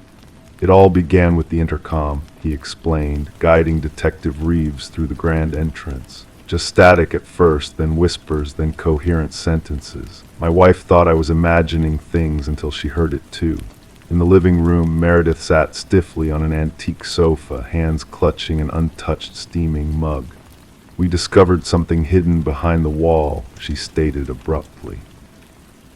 Daniel wanted to expand the pantry, and when he tore down the wall, her voice faltered. Concealed behind the wall, wrapped in decaying plastic, lay a small leather-bound journal. Detective Reeves donned gloves before delicately unveiling its fragile pages. The script, elegant yet frantic, belonged to Alina, the apparent former owner. The entries chronicled her growing apprehension that her husband Vincent intended her harm. "The last entry was 30 years old," Daniel elaborated. After that, silence. The previous owners mentioned purchasing it from an elderly man who moved to a retirement community. Further investigation revealed that Vincent and Alina Blackwood had indeed owned the house. Records indicated Vincent sold the house soon after Alina supposedly departed. No divorce papers existed, no change of address, no financial activity in Alina's name post the final journal entry. Detective Reeves mobilized a team to thoroughly inspect the property. Ground-penetrating radar unveiled anomalies beneath the shed's concrete foundation. As investigators breached the aged concrete, the truth emerged in the form of human remains. Forensic analysis confirmed the skeleton belonged to a woman in her 40s, evidencing blunt force trauma to the skull. A gold wedding band found among the remains bore an inscription, "To Alina, my eternal love." The case against Vincent Blackwood swiftly solidified. Now elderly and residing in a care facility, he comprehended the charges brought against him. Confronted with the evidence, his response sent chills down the detective's spine. "She wouldn't cease talking," Vincent uttered, his tone unnervingly composed. "Always prattling through that cursed intercom, monitoring me, interrogating me. I disconnected it, but she rewired it herself. Claimed she needed to always reach me wherever I roamed in the house." His vacant gaze lifted. "I just desired peace and quiet." In his confession, Vincent disclosed his meticulous fabrication of Alina abandoning him, even sending neighbors postcards from fabricated locations, scripted in forged handwriting. He had dwelled in the house for years, stepping daily above the concrete concealing his wife's remains. The trial was concise, Vincent pleading guilty to murder. The judge noted the calculated nature of the crime and the decades-long deceit that ensued. Daniel and Meredith eventually sold the house, unable to reside there after learning its grim past. Before departing, they held a memorial for Alina in the now-restored garden. The intercom system was removed during renovations by the subsequent owners. Workers recounted hearing static and whispers during the extraction, attributing it to their tools' interference. Detective Reeves revisited the Blackwood case file before archiving it. As she closed the folder, she ruminated on how the house had seemingly transcended time to unveil its secret. Justice had finally caught up with Vincent Blackwood, all because Alina had discovered a way to make her voice heard. Among local law enforcers, the case became known as the House That Responded. Detective Reeves occasionally drove past the property on her way home. She never halted, but she would slow down, window cracked open slightly, attuned to whispers carried by the wind. Story 21. The worn envelope, aged and yellowed, bore a fresh stamp, as if time itself had stood still for this delivery. The detective, with steady hands, unfolded its contents, a single sheet of paper, holding a message typed hastily in an uneven, urgent script. "I am sorry for what I did." The paper felt damp, a hint of metallic scent lingering in the air. A faint reddish smear along the edge caught their attention, not ink, but something far more chilling. Detective Sarah Morgan, her touch careful and precise in her protective gloves, placed the letter into an evidence bag. The forensics team confirmed her suspicions the stain was human blood, a match to DNA from an old, unsolved case that had plagued the department for years. The victim, Rebecca Warren, a young journalist, had been found with grievous stab wounds in her apartment. Her laptop missing, her notes scattered, hinting at a story that may have led to her tragic end. Despite exhaustive efforts, the case had gone cold until this letter arrived, simply addressed to Homicide Division. The sender left few traces, only faint smudges hinting at gloved hands. The postmark, a beacon of hope after months of darkness, pointed towards a new light. In the dimly lit briefing room, Morgan gathered her team amidst a sea of photos, timelines, and profiles that had led nowhere. Pinning the letter at the heart of the board, she proclaimed, "This changes everything." Our killer feels remorse. Detective James Chen, her steadfast partner, eyed the letter thoughtfully. "Or wants us to believe so," he countered, wary of the theatrics. The unique typewriter impression patterns led the team on a hunt for a relic long forgotten by time. As they delved deeper into Rebecca's life, her relentless pursuit of truth unraveled. Her last investigation delved into a wealthy family entangled in political webs. The patriarch's recent passing had stirred a hornet's nest of greed and betrayal among his heirs. Interviews with Rebecca's boyfriend, Michael Barnes, unveiled a shadow of fear in his eyes, a tremble in his voice. She spoke of being followed, he confessed, a whisper of regret in his tone. "I brushed it off as paranoia. I should have listened." As the team probed deeper, another letter arrived, bearing the same eerie marks of blood and secrets. The message unveiled more truths. She delved too deep into the family's secrets. The inheritance, the old man's demise, it was never meant to escalate. The trail led to the mansion of the deceased patriarch, where the eldest son, Richard, stood as a master puppeteer, hiding behind a facade of antiquities. Fibers on the envelopes traced back to the youngest daughter, Eleanor, revealing a web of deceit spun within the family's walls. A hidden chamber in Richard's home unveiled a chilling tableau of obsession with Rebecca, cementing his guilt. The revelation of financial ties between Richard and Michael shattered the facade of innocence. Michael's confession tore down the final veil. "I unwittingly led her to her demise." Richard's machinations turned deadly. Eleanor's recording, a damning testament, sealed Richard's fate. As the trial unfolded, the weight of guilt bore down on the accused, his protestations of innocence drowned out by the echoes of his own words. The jury's swift verdict resonated through the courtroom, a final reckoning for the orchestrator of a tragedy. Detective Morgan, a silent guardian of justice, offered solace to Rebecca's grieving parents, a bittersweet closure in the face of irreparable loss. The blood-stained letters, haunting relics of a shattered life, stood as a testament to the fragility of deception and the inexorable pull of truth. The case of Rebecca Warren, a cautionary tale etched in the annals of investigation, whispered a reminder that even the most elaborate schemes crumble in the wake of a guilty conscience. Story 22. In the quiet solitude of a stormy night, she found herself reluctantly ascending the creaking stairs to the attic, compelled by the urgent need to investigate a leak in the roof. The attic, a realm of forgotten relics veiled in dust and cobwebs, held secrets she never wished to uncover. Amidst the shadows, nestled in the farthest corner, rested an ancient dollhouse, a miniature replica of eerie realism. Its tiny furniture arranged with meticulous care, as if frozen in time. But as she peered into the tiny rooms, a chill ran down her spine. The figures within were not lifeless dolls, but tiny, intricately carved replicas of her own family, each miniature likeness positioned precisely as they sat in the rooms below, except for one glaring anomaly. The figure meant to represent her was not seated, but standing by the attic door, a silent sentinel in the miniature world. Rebecca Morgan, her pulse quickening, traced her finger along the dollhouse roof, feeling the imprint where the tiny wooden figure stood.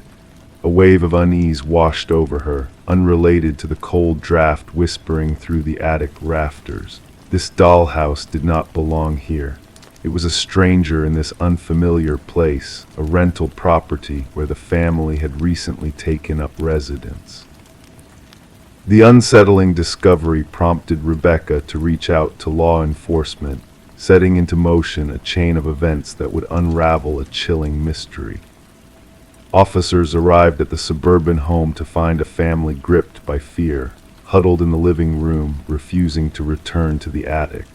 Detective Sarah Harmon, the lead investigator, initially brushed off their distress as a prank or the product of an overactive imagination adjusting to a new environment. However, the intricate detail of the miniature figures caught her attention. Each tiny replica captured a distinct feature of the family members: the father's receding hairline, the son's favored hoodie, even the mother's small birthmark. It was as if the miniature world mirrored their reality with uncanny precision. Forensic analysis of the dollhouse revealed fingerprints that did not match any family member. Further examination uncovered microscopic cameras hidden within the eyes of the miniatures, all connected to a sophisticated surveillance system concealed beneath the dollhouse. The movements of the Morgan family, meticulously recorded, revealed a pattern that extended beyond mere observation. The positions of the miniature figures did not just replicate a single evening, but mirrored moments from various days, indicating a prolonged period of surveillance. Detective Harmon realized they were dealing with a level of obsession that defied conventional understanding. The investigation took a chilling turn when a hidden entrance to the basement was uncovered behind a false pantry wall. Inside, evidence pointed to an intruder who had been covertly residing beneath the unsuspecting family for weeks. Food wrappers, water bottles, and a sleeping bag hinted at a presence that had lurked in the shadows, undetected. The absence of forced entry puzzled investigators, as the property had stood vacant for nearly a year before the Morgans moved in. The previous owners, an elderly couple, had passed away, leaving their son to manage the property's affairs. Neighbors offered little insight, except for one elderly woman who recalled glimpses of light in the vacant house. The breakthrough in the case came through digital forensics, tracing the surveillance data to an apartment across town. Inside, a chilling tableau unfolded, a shrine of photographs documenting the lives of the Morgan family and previous occupants, alongside detailed journals chronicling their daily routines with unsettling accuracy. The walls bore witness to a disturbing obsession that transcended mere voyeurism. The apartment belonged to Martin Wells, the son of the deceased homeowners, who had spiraled into financial turmoil following his parents' deaths. Rather than relinquishing the family home, he had crafted a hidden sanctuary within, surveilling the unwitting tenants while maintaining his clandestine residence. The dollhouse, a symbol of control and possession, embodied his twisted fixation on the lives unfolding within the walls he once called home. During interrogation, Wells remained unnervingly composed, revealing his warped rationale. The Morgans, inhabiting what he deemed his rightful domain, had become unwitting pawns in his elaborate game of control. The positioned figures in the dollhouse were not a threat, but a testament to his omnipresent gaze, a reminder of his power over their existence. The psychological evaluation painted a portrait of possessive delusion, a distorted reality born out of loss and desperation. As the legal proceedings unfolded, the extent of the violation endured by the Morgan family came to light. The judge, acknowledging the profound breach of privacy and security, delivered a sentence that reflected the gravity of Wells' actions. The case sparked a reevaluation of real estate regulations, highlighting the need for transparency and accountability in property transactions. Yet what lingered in the minds of those involved was the realization that beneath the veneer of normalcy, darker forces could lurk, unseen and insidious. The Morgans, scarred by the ordeal, chose to forge a new path far from the shadows of their former home. Rebecca, haunted by the knowledge of being watched and manipulated, took solace in removing all traces of miniature replicas from their new abode. Yet the specter of intrusion lingered, a ghostly reminder that in the eyes of the observer, they had been reduced to mere playthings in a twisted, miniature world. Martin Wells faced justice for his crimes, but the echoes of his violation continued to reverberate, a cautionary tale of the dangers that may lie hidden behind closed doors, waiting to be unveiled. Story 23. In the quiet of the night, a flicker danced across the baby monitor's screen like a secret message from the shadows. The mother, half dreaming, brushed it off as a glitch, a trick of technology. But then a crackle of static pierced the air, and a voice, soft as a sigh, whispered, "SHHH, go back to sleep." Her world froze in that moment. A chill crept through her veins as she leaped from her bed, heart thundering in her chest. She dashed to her son's room, the dim hallway echoing her frantic steps. But as she flung open the nursery door, her worst fear materialized. The crib lay empty, a void where her baby boy should have been. The room was a silent witness, the window shut tight, the door locked securely. The only anomaly, a plush rabbit, lay discarded on the floor, its obsidian eyes fixed on her like a silent accusation. Rebecca's screams tore through the night, a raw symphony of terror that reached the ears of concerned neighbors. Emergency services rushed to her aid, finding her cradling the stuffed rabbit, lost in a nightmare she couldn't escape. Samuel, the innocent soul at the center of this mystery, had vanished without a trace, leaving behind a void that defied logic and reason. Investigations unfolded, casting shadows of doubt and suspicion over the grieving mother. The absence of clues confounded authorities, leaving them grasping at shadows in a world turned upside down. Whispers of doubt swirled through the community, painting Rebecca as a figure of suspicion in her own tragedy. Her husband, Daniel, absent during the ordeal, returned to a house haunted by uncertainty and fear. The first glimmer of hope emerged in the form of microscopic fibers, tiny threads of truth that hinted at an intruder's clandestine entry. A web of deceit began to unravel, revealing a dark figure moving in the periphery of the night, leaving behind traces of a sinister presence. Daniel, with his hidden secrets and unspoken truths, came under scrutiny as investigators pieced together a chilling puzzle. His hands bore the marks of a hidden life, a life that intertwined with shadows and deception. As the truth unfurled like a twisted vine, the baby monitor stood as a silent sentinel, its digital eyes capturing a truth obscured by lies. Remote intrusions led the investigators to a revelation that shook the foundations of their beliefs. In a dim basement, a woman named Elaine cradled Samuel, a ghost from the past seeking solace in stolen moments. The echoes of a miscarriage long past had driven her to a desperate act, a twisted bid for a happiness denied. Daniel's past, a tapestry of deceit and betrayal, unraveled under the harsh light of truth. His climbing gear, a silent accomplice in a heinous plan, spoke volumes of a darkness lurking beneath the surface. The courtroom held its breath as the baby monitor's voice echoed once more, a haunting melody of betrayal and deceit. The truth, buried beneath layers of deception, found its voice in the whispers of the night. Justice, swift and unyielding, cast its gaze upon the guilty, their fates sealed by the echoes of a stolen innocence. Rebecca, scarred but unbowed, sought solace in a new dawn, leaving behind the shadows of a past that threatened to consume her.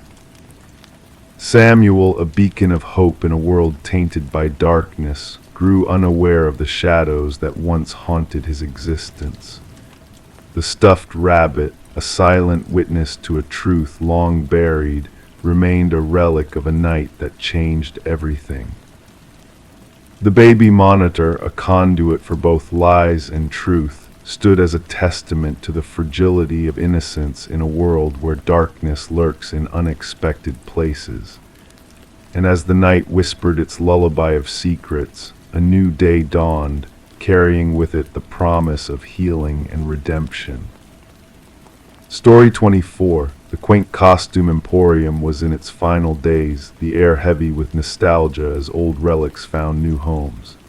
Among the fading trinkets, a woman's hand reached out and grasped a mask, its intricate details both enchanting and eerily lifelike. The cashier faltered as she placed it on the counter, murmuring hesitantly, "That's not from our collection." Puzzled, she glanced at the mask. No tag adorned it. With a nonchalant shrug, she decided to take it home with her. When night draped its velvety cloak over the world, she stirred from slumber to a gentle rustle, the whisper of fabric unfurling. The mask was no longer perched on the dresser where she had left it. Instead, it sat upon her nightstand, its gaze fixed upon her. This woman, known as Catherine Reed, was later discovered by a concerned neighbor.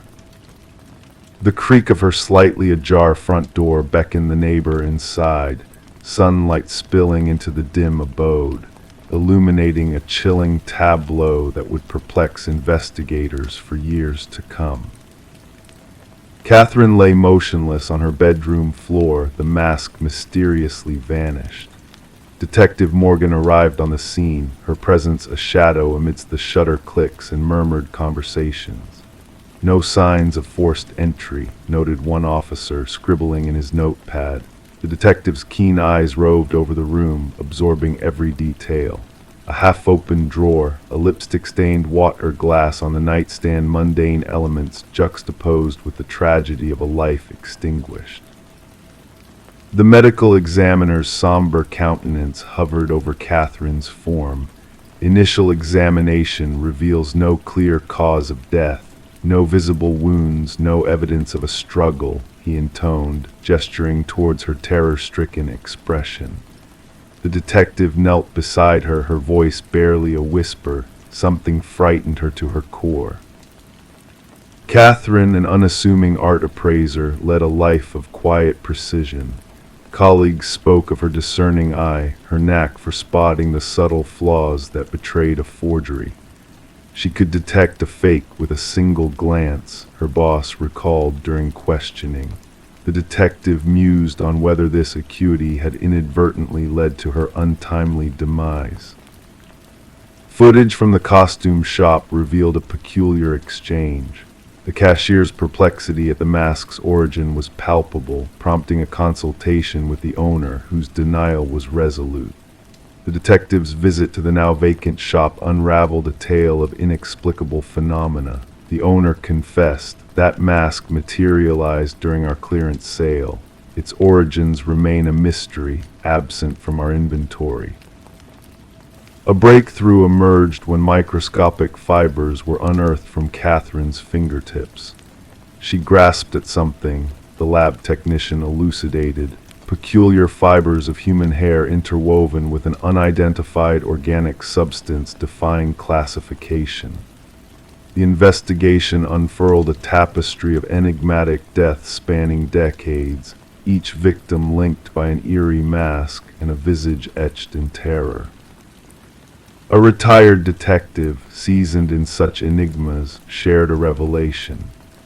Seated in a dim-lit chamber, he slid a weathered file across the table, disclosing cryptic symbols hidden within each mask, a scholar's conjecture tying them to a macabre ritual of soul transference.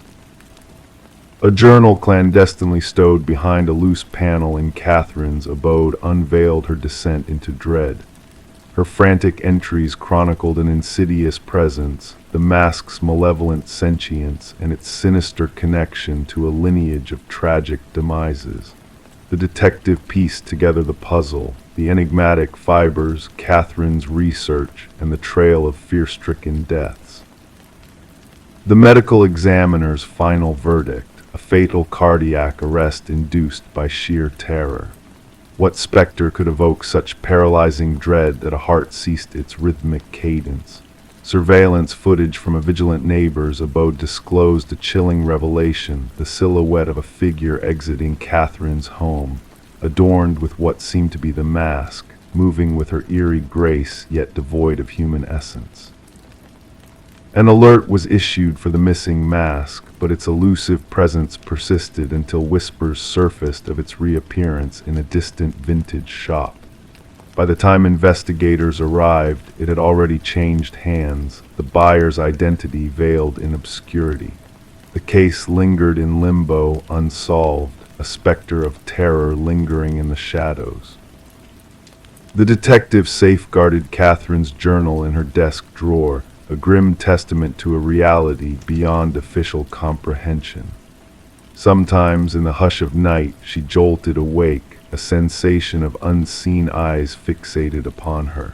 She secured her sanctuary, a bulwark against the lurking malevolence of a mask poised to ensnare another unwitting soul.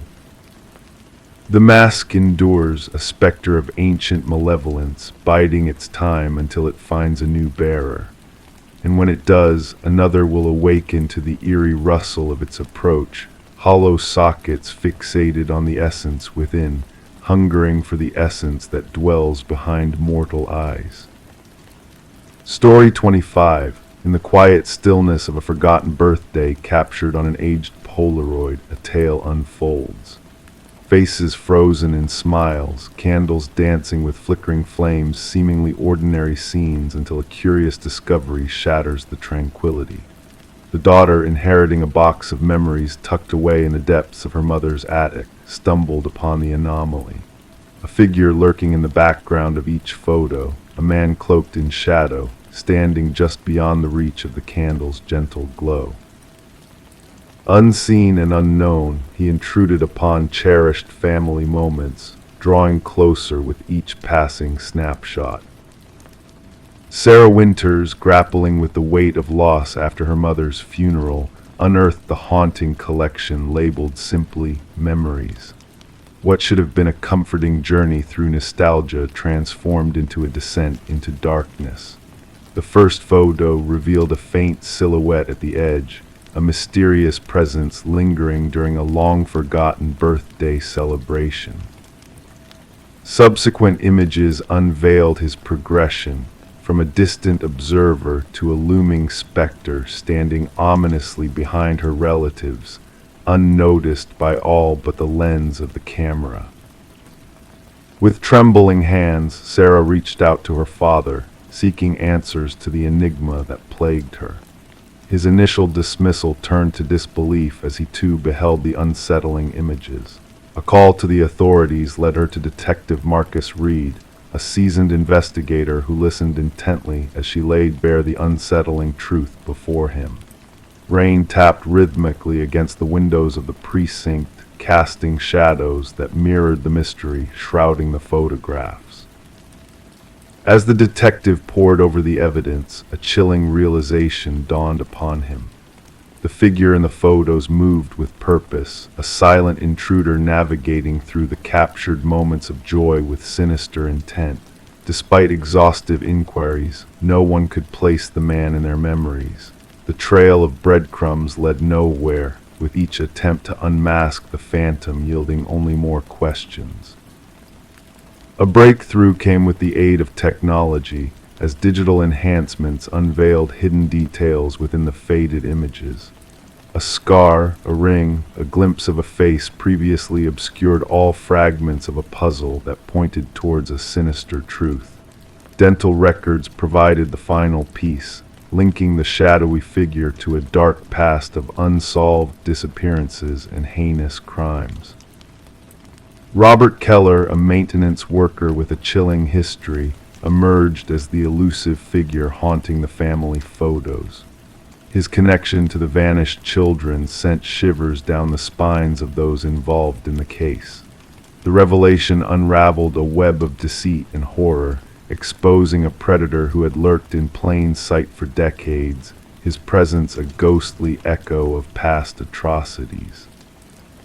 Sarah sat alone, surrounded by the damning evidence that revealed a hidden chapter of terror within her own family history.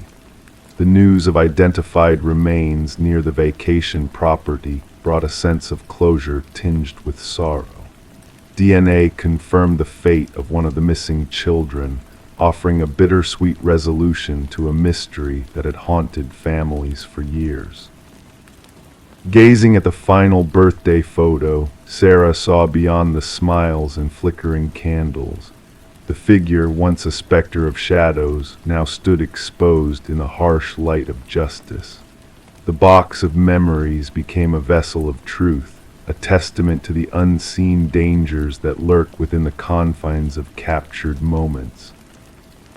As she closed the lid, the echoes of the past whispered a solemn warning that even in the warmth of celebration, unseen threats may linger, waiting to emerge from the shadows and rewrite the narrative of innocence. Story 26. Renovations always lead to uncovering mysterious things from the past: old newspapers, forgotten photographs, broken trinkets. But for one couple, Sarah and Michael, the discovery beneath their Victorian-era home was far more chilling. As they lifted the floorboards during their renovation project, a neatly folded letter emerged, its brittle paper revealing a faded message: "Don't trust the one who knocked." Before they could process the eerie warning, 3 sharp knocks reverberated through the empty house, sending shivers down their spines. Intrigued and unsettled, they called upon Detective Alina Reed, whose seasoned hands carefully retrieved the note, already tainted by the couple's touch. Reed delved into the house's complex history, previously owned by the reclusive Hargrove family. The note, dated 2 decades prior, hinted at fear and urgency, leading the detective to unravel a tale of debt, betrayal, and hidden truths. Interviews with acquaintances painted a picture of Franklin Hargrove, a respected teacher turned troubled recluse, haunted by a malevolent collector known as Victor Mercer. Franklin's refusal to pay his debts led to a violent confrontation, resulting in a buried secret and a chilling warning left behind. Forensic analysis and Margaret's haunting diaries pieced together the tragic events that unfolded within the old walls. Mercer's remains were unearthed, finally bringing closure to a long-buried mystery of greed and deception. Sarah and Michael, unable to bear the weight of the house's dark past, sold the property, leaving it abandoned. Whispers still circulate in the town of ghostly knocks in the night, a reminder of the secrets that lie dormant within. Detective Reed concluded her report with a somber truth: some mysteries are destined to remain unsolved, leaving behind a lingering question of trust and treachery.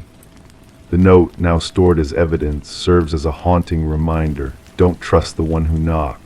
And as the house stands empty, its history echoing through the halls, the true meaning of those 3 ominous knocks remains a mystery, shrouded in the shadows of the past. Story 27. In the quiet stillness of the night, a house stood silent, its windows dark, its walls holding memories long forgotten. For years it had remained vacant, a silent witness to the passing of time. The neighbors whispered tales of a young woman who had vanished without a trace, leaving behind a mystery that lingered in the air like a ghostly whisper. When the new tenants arrived, eager to make the empty house their home, they were met with a chilling surprise. The bedroom, sealed shut from within, held secrets that begged to be uncovered. With a sense of trepidation, they forced open the door, revealing a scene frozen in time. The air inside was heavy with the weight of neglect, the scent of dust clinging to every surface. But amidst the stillness, something stirred uneasily. The bed was neatly made, the mirror polished to a gleam, and on the desk a solitary candle had burned down to a mere puddle of wax, its flame long extinguished. But it was the sight of the open notebook that drew their attention, a notebook filled with the elegant script of a young woman named Elise Winters. Her words, penned with precision, told a tale of fear and foreboding, of a darkness that crept ever closer. As Detective Morgan delved into the pages of Elise's journal, a sense of unease settled over the room. The ink seemed to shimmer in the dim light, revealing a story of deception and danger. Elise, a paralegal entangled in a web of corporate intrigue, had uncovered secrets that threatened to consume her. The room held no answers, only more questions that whispered in the shadows. The landlord, a figure of uncertainty in the doorway, could offer no solace, only a sense of disquiet that hung in the air like a shroud. Elise's disappearance, a puzzle wrapped in darkness, hinted at a deeper truth waiting to be unveiled. The room, a silent witness to her final moments, held clues that beckoned to be deciphered. Through the careful work of forensic technicians, hidden truths began to emerge. Fingerprints faded with time, doors wiped clean of any trace. But beneath the surface, a hidden compartment revealed a cache of secrets that would shake the foundations of a prestigious law firm. The revelations within the hidden files painted a picture of greed and deceit, of lives sacrificed for the gain of a few. Elise's voice, captured in clandestine recordings, spoke of a truth that could no longer be silenced.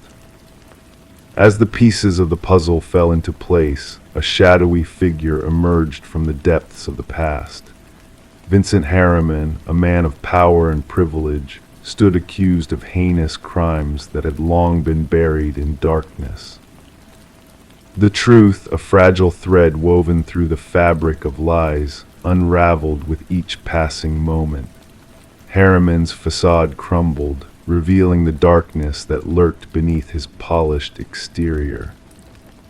In a courtroom filled with echoes of the past, justice was served. Harriman's lies could no longer shield him from the weight of his sins. Elise's legacy, a beacon of truth in a world of shadows, shone brightly in the face of corruption. The house, once a sanctuary of secrets, stood empty once more, its walls echoing with the whispers of the past. The light in the upstairs window flickered like a beacon, a reminder of the young woman who had refused to be silenced. And as the night settled over the house, a sense of peace descended, carrying with it the promise of justice fulfilled. The mystery of the locked room, a chapter closed but never forgotten, whispered its secrets to the stars above, a lullaby of truth and redemption.